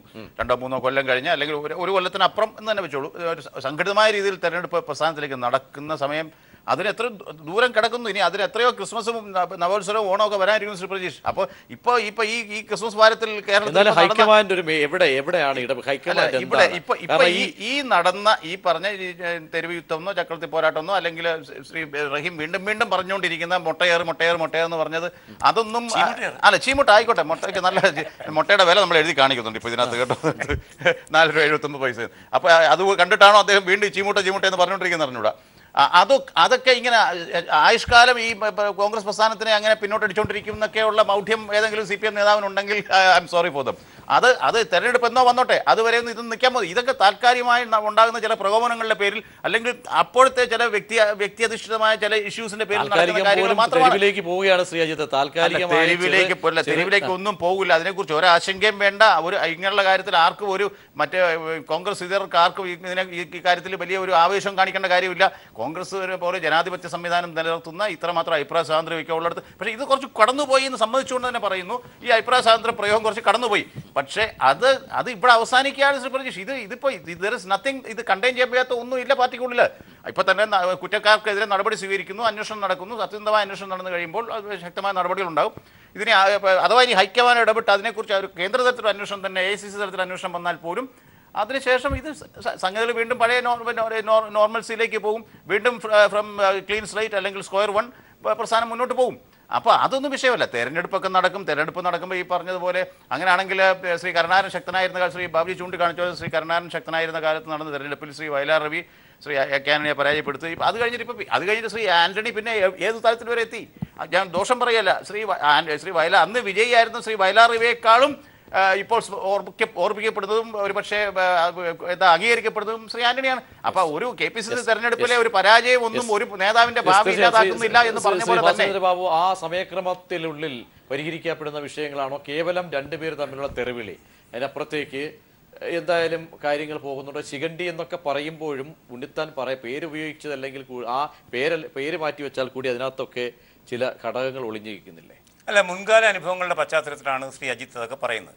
പക്ഷെ കാലം മാറി, അനുഭവങ്ങൾ അതുകൊണ്ട് മാറണം. ഞാൻ പറയുന്നത് ഇപ്പോൾ സംഭവിച്ചിരിക്കുന്ന ഈ അപജയം വളരെ പെട്ടെന്ന് കോൺഗ്രസിന് പരിഹരിക്കാൻ കഴിയുമെന്ന് ഞാൻ കരുതുന്നില്ല. 2 കാരണങ്ങൾ. ഒന്ന്, അതിന് ചോദ്യം ചെയ്യാൻ കഴിയാത്ത വിധത്തിലുള്ള ഉന്നത ശീർഷരായ നേതാവില്ല. മറ്റ് രണ്ടാമത്, അവർ യഥാർത്ഥത്തിൽ അഭിമുഖീകരിക്കേണ്ട പ്രശ്നം ഞാൻ നേരത്തെ സൂചിപ്പിച്ചതുമാതിരി ഇന്ത്യൻ രാഷ്ട്രീയത്തെ ചൂഴ്ന്നു നിൽക്കുന്ന ആസുരമായ അപകടം. ആ അപകടത്തെ നേരിടാനുള്ള ഒരു തയ്യാറെടുപ്പ് ആ പാർട്ടിക്കില്ല. ഈ 2 കാരണങ്ങളാൽ അതിന് എത്രത്തോളം എളുപ്പം ഇതൊക്കെ പരിഹരിക്കാൻ പറ്റും എന്ന അജിത്തിന്റെ നല്ല ആഗ്രഹങ്ങൾ ഞാൻ അംഗീകരിക്കുന്നു. പക്ഷെ എത്ര കഴിയും എന്നുള്ളതാണ് ശ്രീ റഹീം അവസാനമായി. എത്ര നല്ല നടക്കാത്ത സ്വപ്നം എന്നെല്ലാം പറയുന്നത് പോലെയാണിത്. ഇത് ശ്രീ അജിത്തോ ശ്രീ ഷഫീറോ ദുർവ്യാഖ്യാനം ചെയ്യേണ്ടതില്ല. ഞാൻ ആവർത്തിച്ച് അടിവരയിടുന്നു. ഇത് കോൺഗ്രസിൽ പൊട്ടിത്തെറി ഉണ്ടാക്കി നന്നാക്കുമായി തകർന്നു പോകുമെന്ന് ഞാൻ എവിടെയും പറഞ്ഞിട്ടില്ല സാർ. ഞങ്ങൾ ആരും അത് പറയുന്നില്ല, ഞങ്ങൾക്ക് ഇങ്ങനത്തെ ഒരു നിലപാടുമില്ല. ഇത് നിങ്ങളുടെ ആഭ്യന്തര കാര്യം തന്നെയാണ്. അതിനപ്പുറത്തുള്ളവർ അധികം ആശങ്കപ്പെടേണ്ടതില്ല, ആശങ്കപ്പെടുന്ന പോലെ നടക്കില്ല. ഞങ്ങൾ ആശങ്കപ്പെടുന്നില്ല, ഞങ്ങൾ നിങ്ങളോട് സഹതപിക്കുന്ന മാത്രമേ ഉള്ളൂ. ആ സഹതപിക്കുന്ന കാരണമാണ് ഞാൻ നേരത്തെ വിശദീകരിച്ചത്. അല്പം നേരത്തെ ശ്രീ ഭാസ്കരേന്ദ്ര ബാബു സാർ പറഞ്ഞത്, രാജ്യമാകെ ഒരു സമരപഥത്തിലേക്ക് പോകുമ്പോൾ അത് ചരിത്രകാരന്മാരുണ്ട്, എഴുത്തുകാരുണ്ട്, സാഹിത്യകാരന്മാരുണ്ട്, അങ്ങനെ എല്ലാ മേഖലയിലും പെട്ട ആൾക്കാർ. ഇന്ന് ശ്രീ MT വാസുദേവൻ നായരുടെ പ്രതികരണം എങ്ങനെയായിരുന്നു? ഒരു വ്യക്തമായ രാഷ്ട്രീയ നിലപാട് സ്വീകരിക്കും വിധം ഇന്ത്യ മാറുന്നു.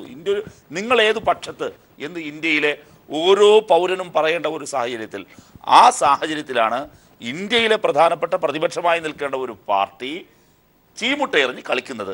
ഇത് ശരിയല്ല എന്ന കാര്യത്തിൽ സഹതാപം മാത്രമാണ് നിങ്ങളോടുള്ളത്. നിങ്ങൾ ശരിയാകുമെന്ന് ഞങ്ങൾ പ്രതീക്ഷിക്കുന്നില്ല.